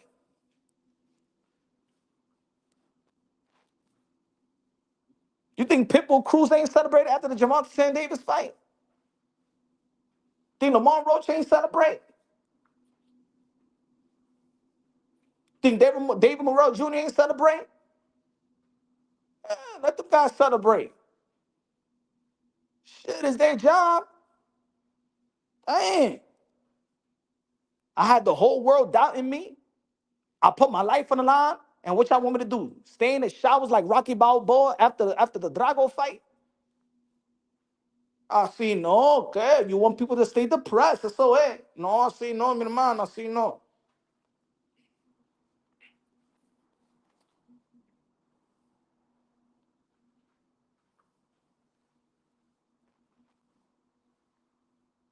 Nah. That plays within our insecurities. Nah, we want this fighter, yo, to be humble. Now, I don't want every fighter to be like Manny Pacquiao, nice and quiet, or Triple G, or Canelo Alvarez before Cartelo. You know what I'm saying? No, I don't want fire. Soy aburrido también. I like character. I like the Ricardo Mayorga. I like different characters in the sport of boxing. That's what makes it beautiful. That's what makes it great. The sport of boxing, different characters. Can you imagine if every fighter was like Dimitri Bivol and Beterbiev? Yeah, so you know what? I would like to fight, and I think it's going to be good and stuff like that. And then the second time around, it's going to be good fight. And yes, yes, yes, and yes, I just had Ramadan. And what about you, Dimitri Bivol? Well, yes, I would like to fight. Yes, good. Maybe we have trilogy, and yes, and I give yes, I will be a good fight. Yeah, Rio. Yeah, yeah, right now. Yeah.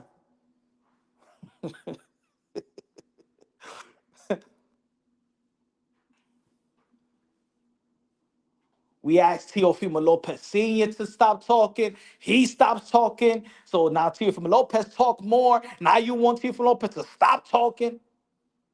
You want Bill Haney to stop talking. You want to hear more from Devin Haney. Then you tell Devin Haney to shut up. And you want, nah, pues no, ¿qué? Con ustedes.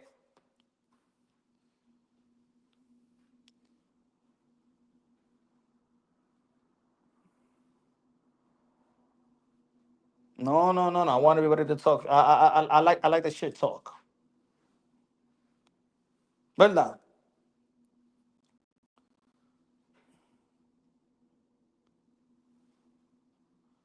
Talking about Bill Haney and Teofimo Lopez Sr., Black and Latino fathers is under attack. I did a video and I was actually disgusted.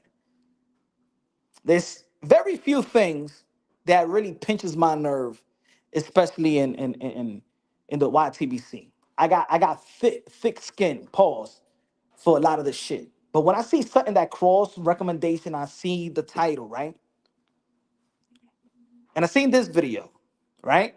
In which, in my opinion, I'm disappointed in Fight Hype. Even though they've done a lot of things for independent media in the sport of boxing, right? I'm disappointed at this title because Oscar De La Hoya did not mention Bill Haney, Devin Haney, Teofimo Lopez's dad, Kid Austin's dad. He didn't mention none of that. He was just giving his opinion on dads in boxing, but didn't necessarily mention a name. But the description said De La Hoya tells Haney, Teofimo, and Kid Austin to get rid of fathers in the corner. That was messed up. Oscar De La Hoya never said that. And y'all could go check the video after the live. Oscar De La Hoya never said that. He didn't say, he didn't tell Haney and Teofimo and Kid Austin. But why did Fight Hype use these names? Why is always in this community that the Latino and the black fighters have to fire their fathers? Y'all know, if y'all been following the channel, I've been always attacking those who always saying to fire the fathers. You may be a person that don't like the way that T. from Lopez Sr. talk or how Bill Haney talks or stuff like that.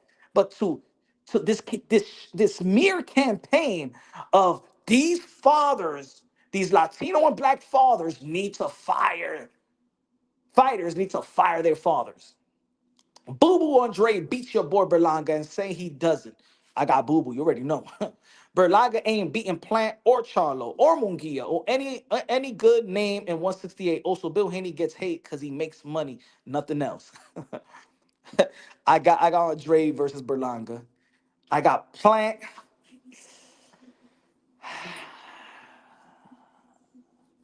I think it's gonna be a good fight all around with Andre Berlanga. I've seen good movement, and I like how Berlanga is starting to use his jab more. I've seen a lot of the footwork is I see footwork with the Canelo Alvarez in the last fight. I think Edgar Berlanga is getting better, and I don't think people not giving him his people not looking at the technical side of things. I think they so focused on. I think Edgar Berlanga now would do better with Andre and Plant than before the Canelo Alvarez fight. I think now we got to give him a chance. I think that Canelo Alvarez was impressive fighting. And he just knocked out this other guy. So let's see. Good looking out with the $10 super chats. Appreciate you, Box Latino TV in the building. All right. So help me out, folks. Why is always, and remember in the beginning of the live, we was talking about culture, right? Culture. Just like in basketball, they wanted LeVar Ball to shut up. They wanted the sons of LeVar Ball to stay away from him. A father, a man that put three of his sons, only sons, in NBA uniform. Do you know how hard it is to make it to the NBA, damn it? But they wanted LeVar Ball to get out the way. They want Bill Haney, that has made Devin Haney one of the most successful young fighters in the history of the sport of boxing, to be fired. Teofimo Lopez Sr., Trainer of the Year 2020. Trainer of the Year 2020. And they want Teofimo Lopez to fire his dad. They made it out that, oh, Eddie Reynoso. Shout out to Eddie Reynoso. But Eddie Reynoso, oh man, Teofimo Lopez is doomed. He's not going to be working with Eddie Reynoso. Who cares? He's going to be with he's going to be with the same guy that has made him become a two-division lineal champion. Why y'all mad at his senior like he ain't doing nothing? Why? Because y'all don't like his mouth? Oh, man, y'all got to be more thick-skinned than that. We all talk shit in this community. What happened? Y'all can't take a little Bill Haney talking shit? You can't take Teofimo Lopez Sr. when we out here 24/7 talking shit about them? This community is 24/7 talking ish about fighters and the fathers and stuff like that. But y'all can't take when they, matter of fact, you know when they talk ish? Is when they're pumping their own son. And I'm all for that. Because let me say it like this, folks. I'm the same way with my son. My son is the greatest. And I hope y'all think about the same way about y'all sons like they do. I hope that y'all support y'all sons the way that Tio Sr. supports Teofimo and the way the Bill supports Devin. I hope you guys are like that. Because let me tell you like this. With the scrutiny and the hate that Devin and Tio gets, not knowing that maybe they could feel insecure, they could feel like they want to quit because of the hate. It's just too much. But you got their fathers telling them that they're the best and they're incredible and they're gonna prove everybody wrong. You're the best, son. You're the best. You think that let me tell you, let me say this. You think that Devin or Tio doesn't have a bad day? You don't think that Devin and Tio question themselves? Do you think that sometimes the hate that we give them, hey, and I take responsibility of things I've said about Devin Haney and boring and make videos and stuff like that. But I'm guilty of that as well. I'm not gonna say that I'm not part of the problem.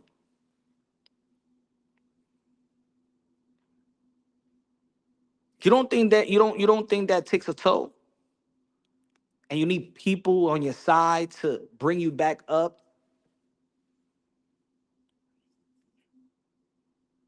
What Bill and Tio Sr. and other fathers in the sport of boxing has done for their son is a beautiful thing. I love it. I love to see the collaboration with Shingo Inoue.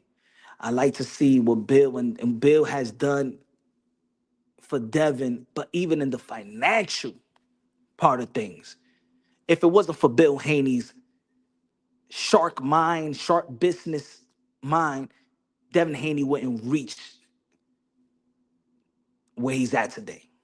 The opportunity, the paydays, if it wasn't for Bill Haney. Devin Haney would not be getting Devin. That's one look. That's one thing that is different from Bill and let's say, for example, Teofimo Lopez Sr. and any other father.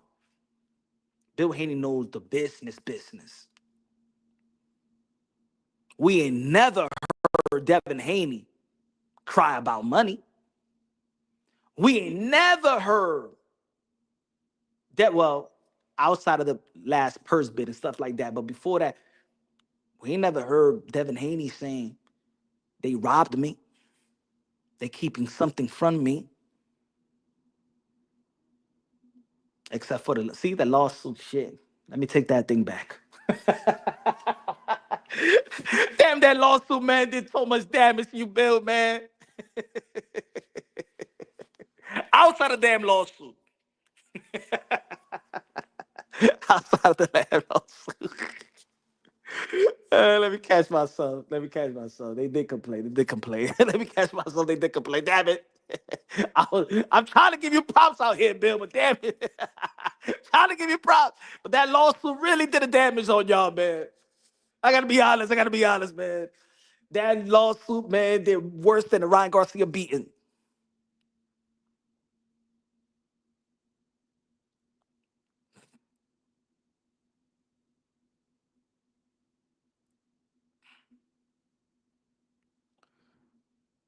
But in general, fire the fathers from their corner. For what? To me, for why you gotta why Tio needs to fire senior? For what? Cause you don't like the way that he talks? I don't like how Bill Haney talk. I think that Devin Haney should fire his father. Oh, shut up, man. Devin Haney got one blemish on his record, and that's Ryan Garcia. But not on his record, but psychologically. You understand what I'm trying to say. Teofimo Lopez only lost one time to George Cambosa, and then went to the 140-pound division and became lineal champion again with his dad. Now with Joey Gamache, which I know why y'all always say Joey Gamache. Shout out to Joey Gamache. Y'all always like to yell Joey Gamache because y'all want to take credit away from Senior. But y'all don't say that shit when it comes to the Josh Taylor victory. Yeah, it was just him and his dad.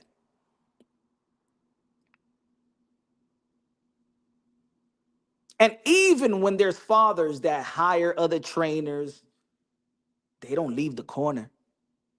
Henry Garcia, let me say it like this, and I said this in the video the other day. Ryan Garcia fights the way Henry Garcia taught him. It don't matter if they get Eddie Reynoso, Joe Goosen, Derrick James. That left hook is flying because of Henry Garcia. And guess what? Henry Garcia's in that corner when Eddie Reynoso was training him, in that corner where Joe Goosen was training him, and Derrick James. Don't think for 1 second that you think that their son is listening to the head coach more than Henry Garcia, than their fathers. It don't matter if Ben Davison is in the corner with Devin Haney. Devin Haney's going to listen to Bill. It don't matter if Joey Gamache's in the corner. Teofimo Lopez is going to be listening to Senior. It don't matter if it's going to be Robert Guerrero. Let me tell you like this. Vergil Ortiz is listening to Vergil Ortiz Sr. If you got a son, you know exactly what I'm talking about. It don't matter if it's in boxing or baseball or in basketball or in football. You in the bleachers and you give your son to, hey, yo, if the coach says, hey, yo, go back to zone, and you be like, hey, yo, son, yo, pick him up on half. Your son is going to do exactly what you want him to do. When your son makes a bad play, he looks at you before looking at the coach. When he makes a good play, if he looks at you, but he's listening to you while you cheer for him. When it comes to a devoted father and a son or a daughter and the daughter relationship in athletics, I'm talking about a devoted father. I ain't talking about them fathers that just comes 5 times around in the year just to see their kid. I'm talking about a devoted father that you was hands-on in molding them into a athlete. You put them in teams. You coach them in Pee Wee, Little League. You coach them in, you know what I'm saying, in the football leagues. You coach them in boxing and whatever sport. A devoted father with his son. Your son is always trying to fill your shoes. I hate when people say, and I know hate is a strong word, but I hate when people say These fathers are living vicariously through their sons. A devoted father that loves his son is never living vicariously through their sons. Because a devoted father is so proud of their sons.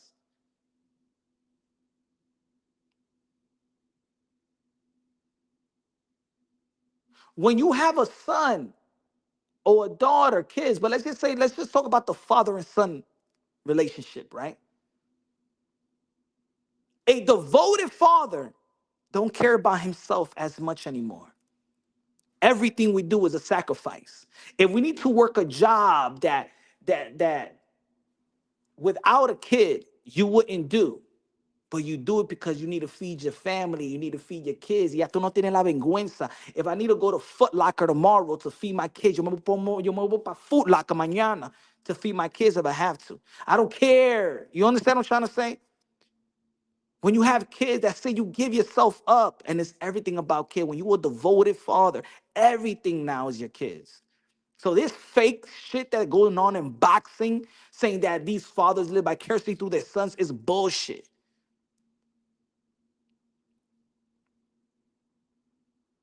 Ain't nothing more proud when we as fathers seeing our sons accomplish this, have good grade. You let me ask you a question. Why they say that in boxing? So when you have a kid that he's doing beautiful in school and is an honor roll student, right? And you as a father is out there helping them with homework or helping them get their books right and helping them and put them on study and tutoring and stuff like that and whatever, just support them in school and they bringing some great grades, they're honor roll student. As a parent, you feel so much proud because your son is an honor roll student. The teacher don't look at you and the students say, "Hey, why you living vicariously through your son? Why you always come around and email me because you want to see how good is he doing and always come to school and see being so proud of your son." Do they say that parents live vicariously through their sons when they passing and graduating and having degrees? No, you're proud. The difference between in boxing is that you have a longevity partnership, relationship, workship with your son in boxing because it wouldn't allow you to have it in the NBA. It wouldn't allow it to happen in the NBA or in the MLB or nothing like that.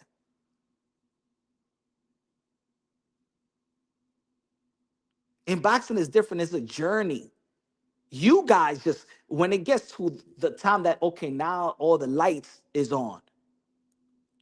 Oh, now that they're success story and millionaires, now you want them to fire their fathers?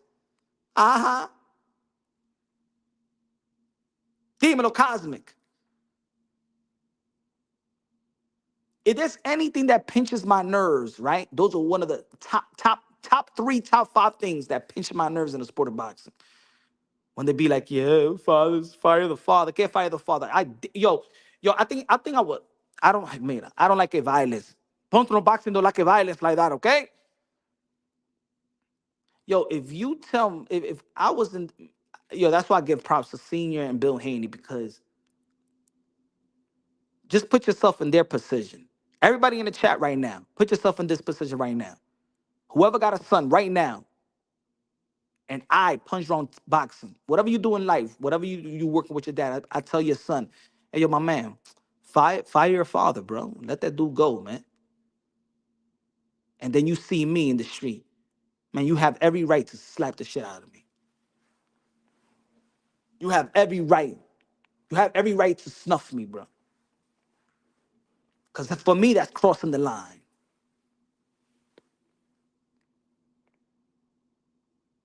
Who are you to tell my son to fire me? I don't have the heart to say that to someone. No, I don't have the heart to tell somebody, hey, yo, my man, yo, leave your dad ain't shit, yo. Your dad ain't do this, yo. Your dad is hindering you, yo. No, no, no.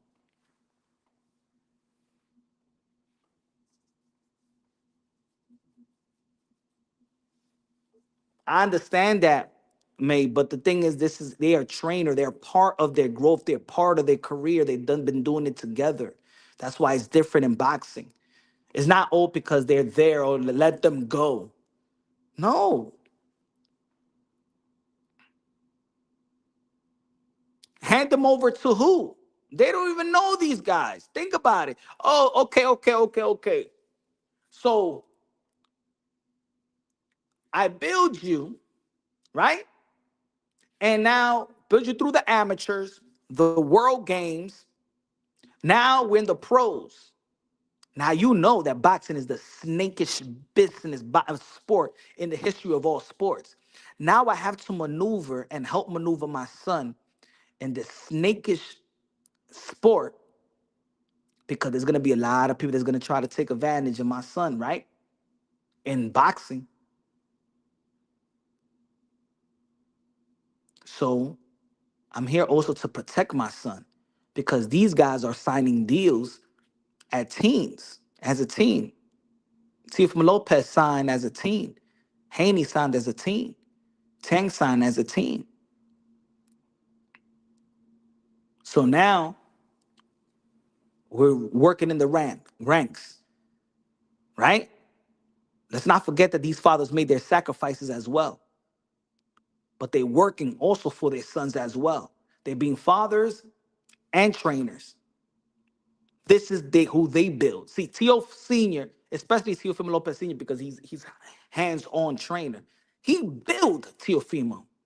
It is no trainer in the world that's gonna understand Tio Junior like Teofimo,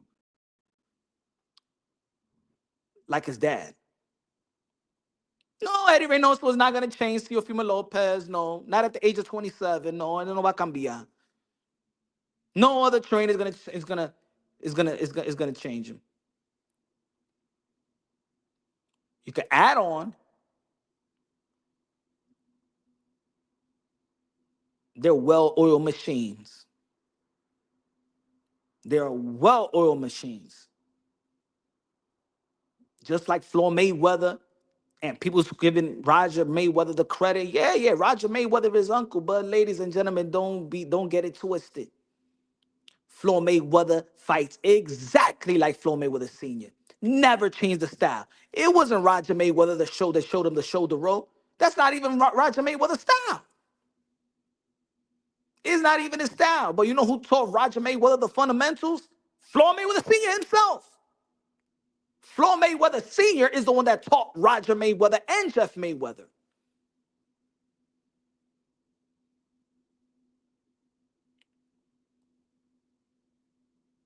You really think that Roger Mayweather changed Floyd Mayweather? No. That's why I remember when Roger Mayweather got suspended after the Zaib Judah fight to finish that fight. Did he need a Roger Mayweather? How about the next fight? Floyd Mayweather's already a machine. Senior already built Floyd Mayweather. Ain't nobody could come into the corner and infiltrate or mess up that machine.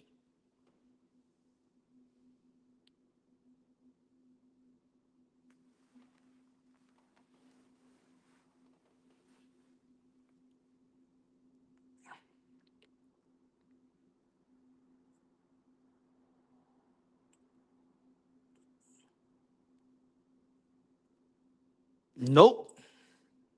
No, Leonard. Nobody gonna understand T.O. like his dad. Nobody.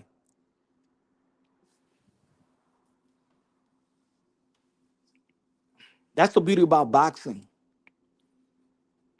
The beauty about boxing is that not everybody also works for you.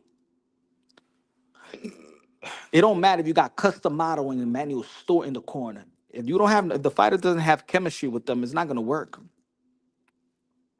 Everybody say that. A lot of people say that Freddie Roach is a great trainer. Yeah, Mike Tyson was with Freddie Roach. What did Mike Tyson do with Freddie Roach? Nothing. Nothing. Virgil Hunter's a great coach. That doesn't mean that he could do what he did with Ward. He built Andre Ward.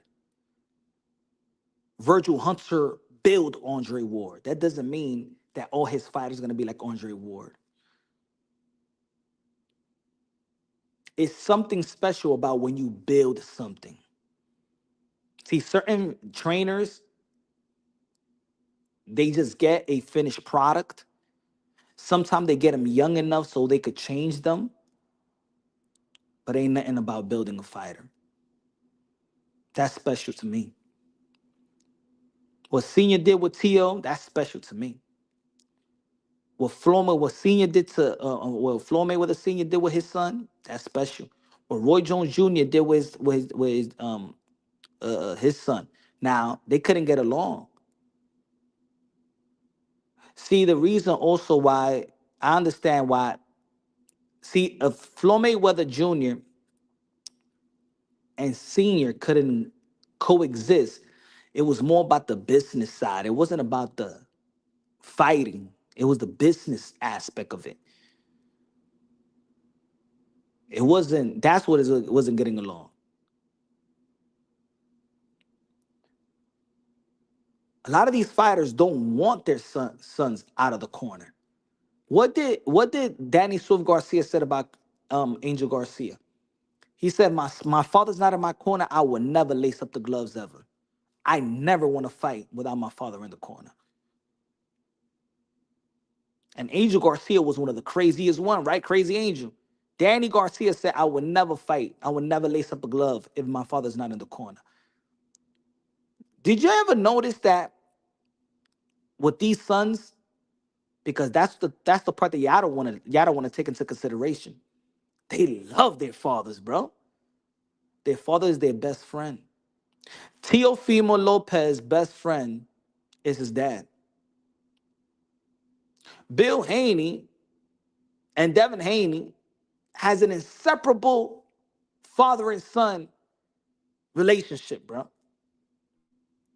Vergil Ortiz Jr. still lives with his dad. He's 28 years old, bro.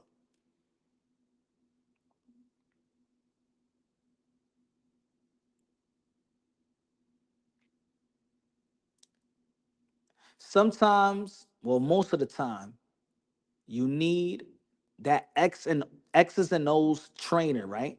The strategic trainer, you know, in that corner. But you know what else do you also need? Is that voice that they trust. And a Tio Senior voice, a Bill Haney voice, is the most trusted voice for their sons. Out of the pound. That's what people don't like. This is what will go back to the community about culture. People so desperate to see a son fire his father. You know why? Because in our culture, they're trying to eliminate the fathers. We know that. In our culture, they try to. You know why? And let me tell you like this: They eliminate the fathers because they know they could penetrate that household easier without a father in the house.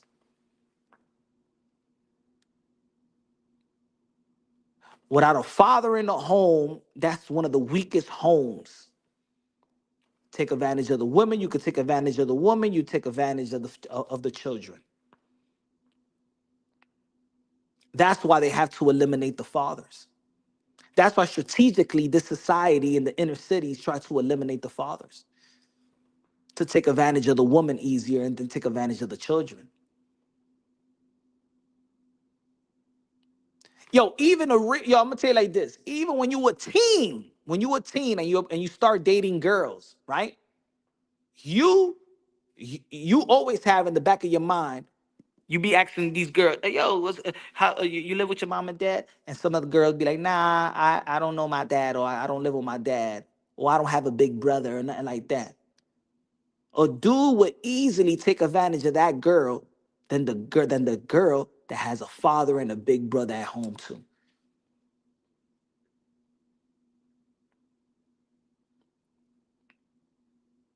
Hmm. You know, if you disrespect this girl or you treat this girl bad, damn, she got a dad and she got a big bro. Shit, I gotta. I gotta play my cards right with this one.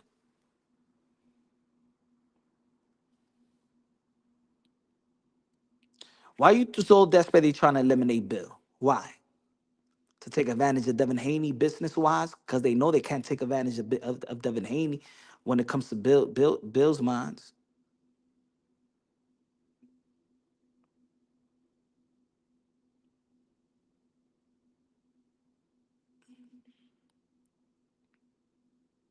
It's hard. And I'm not saying that the fathers are perfect either. I'm not saying that the fighters or the. I'm not saying that every situation is perfect. You know what I'm saying? I'm not saying that probably they don't go through it. Everybody does. We all have had our little arguments probably with our parents and stuff like that. And everything is perfect.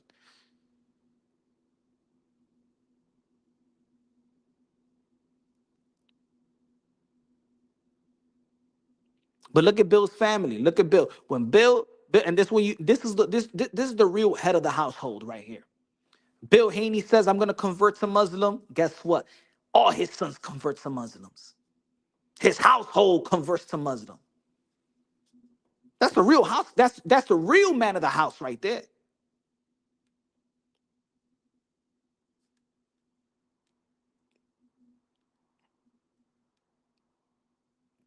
Because in the house, remember, and that's why I always say in my channels and stuff like that, when we're talking deep about things and stuff like that, I say that men, especially men, we need to go back to be the extension of God. We need to go back to being the men of the household because this society is trying to eliminate the man out the household. Christ and man, man over woman, woman over children. That's the order in Christ. That's the order of God. Man in Christ, Christ and man, man over woman, woman over children.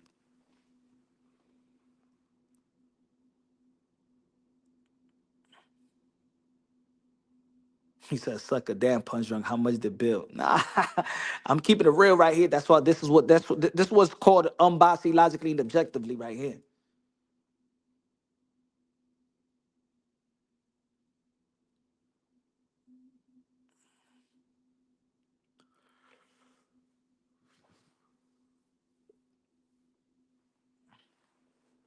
So yeah, man. Should these fathers have help, more help, because of the level that their son is in? Yeah, that's self-explanatory. You know what I'm saying?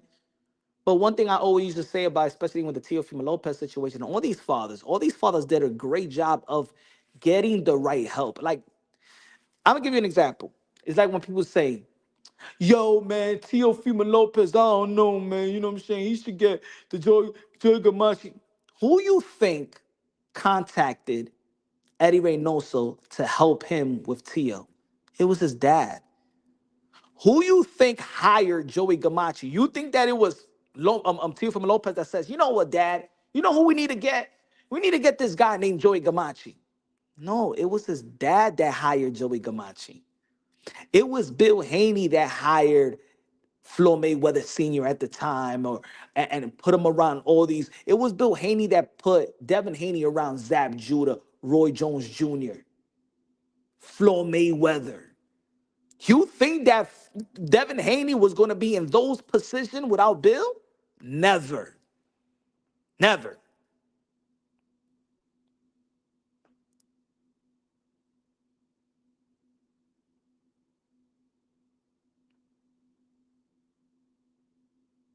Vergil Ortiz Sr. seeking the help with Robert Garcia. Earl Spence Sr. is the one that hired Derek James. Earl Spence Sr. is the one that hired Al Heyman for his son to manage him.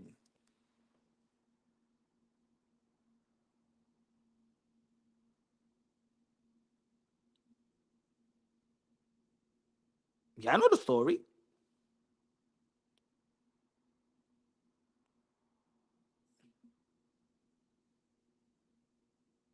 You know what I told Henry Garcia a while ago? And I said this, and I said, you know what I said? I remember when they signed with Derek James. Shout out to Henry Garcia. And I told Henry Garcia, he could tell y'all why. Watch when I bring Henry Garcia to the channel again. And I said, yo, Henry Garcia, What was the first thing I said when you hired Derrick James? You know what I told Henry Garcia? I said, yo, Henry, you should just be in the corner. Because the way that your son fights, he's not gonna change. He's gonna fight just how you told him to fight. The reply that he gave me is like, I know. And you know what he said?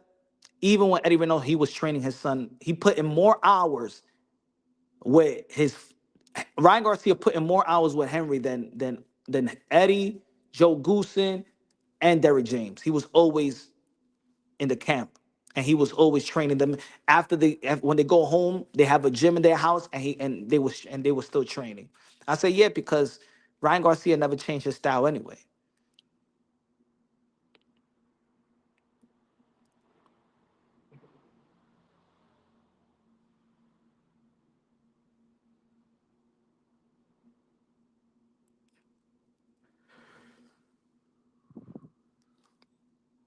I tell you what, Tio Senior wouldn't let Tio take a beating like Devin. The Tio Senior would have stopped the fight. I mean, I don't. I think I don't know. Yo, maybe Bill Haney was in shock. He didn't he didn't know how to throw the towel. You know what I'm saying?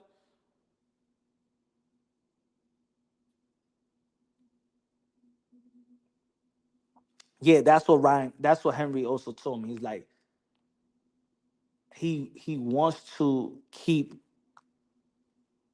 that great fatherhood, father and son relationship that he had. He didn't want boxing to mess that up.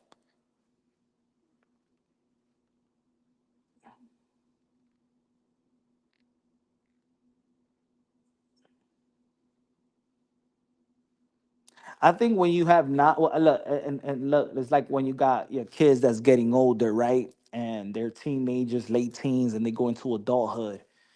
I think this is the problem with father and son in boxing that don't work. When the father doesn't realize that their kid is becoming a grown man, doesn't mean that you need to go somewhere else. Is that if you a father and that's it, you trust in the way that you raise your son, that they're gonna handle business, they're gonna carry themselves well when you're out of sight. Certain fathers don't know how to become friends with their sons. They don't know how to, you know, the older they get, they ease, they let them be more responsible. They ease, they take their foot off the gas a little bit with their sons because they're becoming a man. See, Bill Haney and Devin relationship, look how they talk, look how they have their look how Tio Senior and Tio's everywhere together. Because Tio Senior, look, they even did a skit together. That is they Tio Senior has become his son's best friend at the same time, which is a good thing because boxing is a short career, man. Why I'm gonna tell you like this: watch, look at Angel Garcia and Danny Garcia. They go to the clubs together. It's a beautiful thing, man.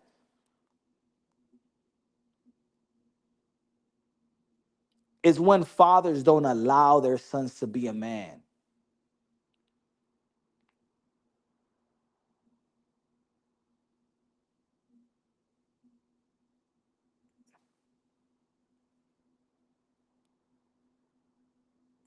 But anyway, man,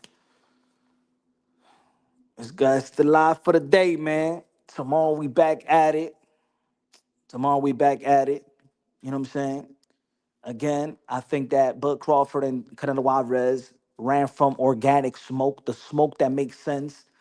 This fight between Canelo Alvarez and Bud Crawford, just it gives them a pass. It gives them a pass not to face the biggest threat that they was facing.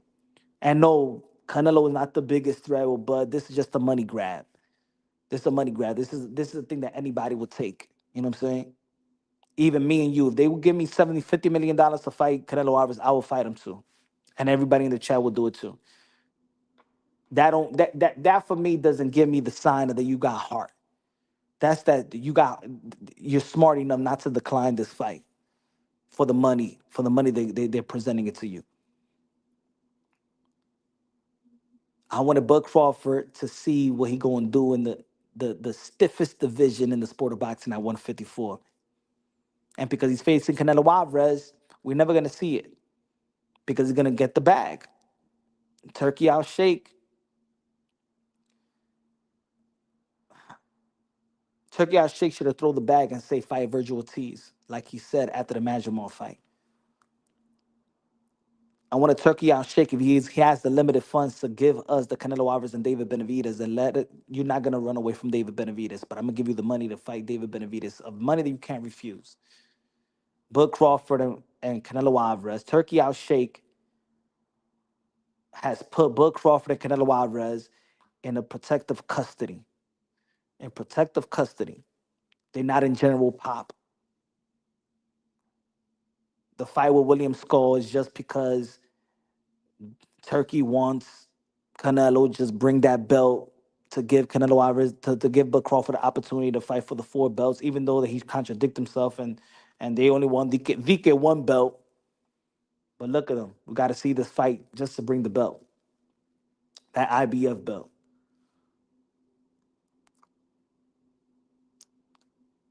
I think of Benavidez versus Canelo and Fundora versus Bud Crawford in Mexican Independence Day is the fight.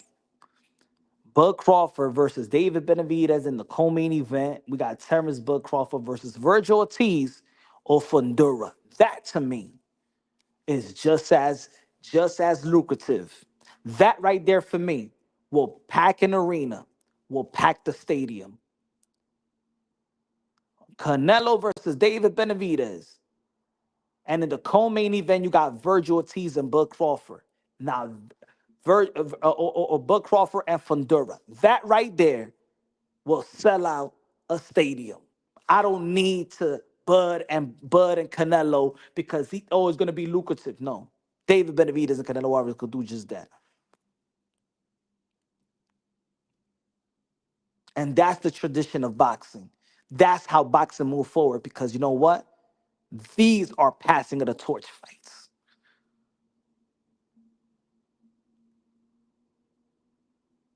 Let me know what y'all think, man. Subscribe to the channel, smash the like button. Love you. God bless. And on to the next.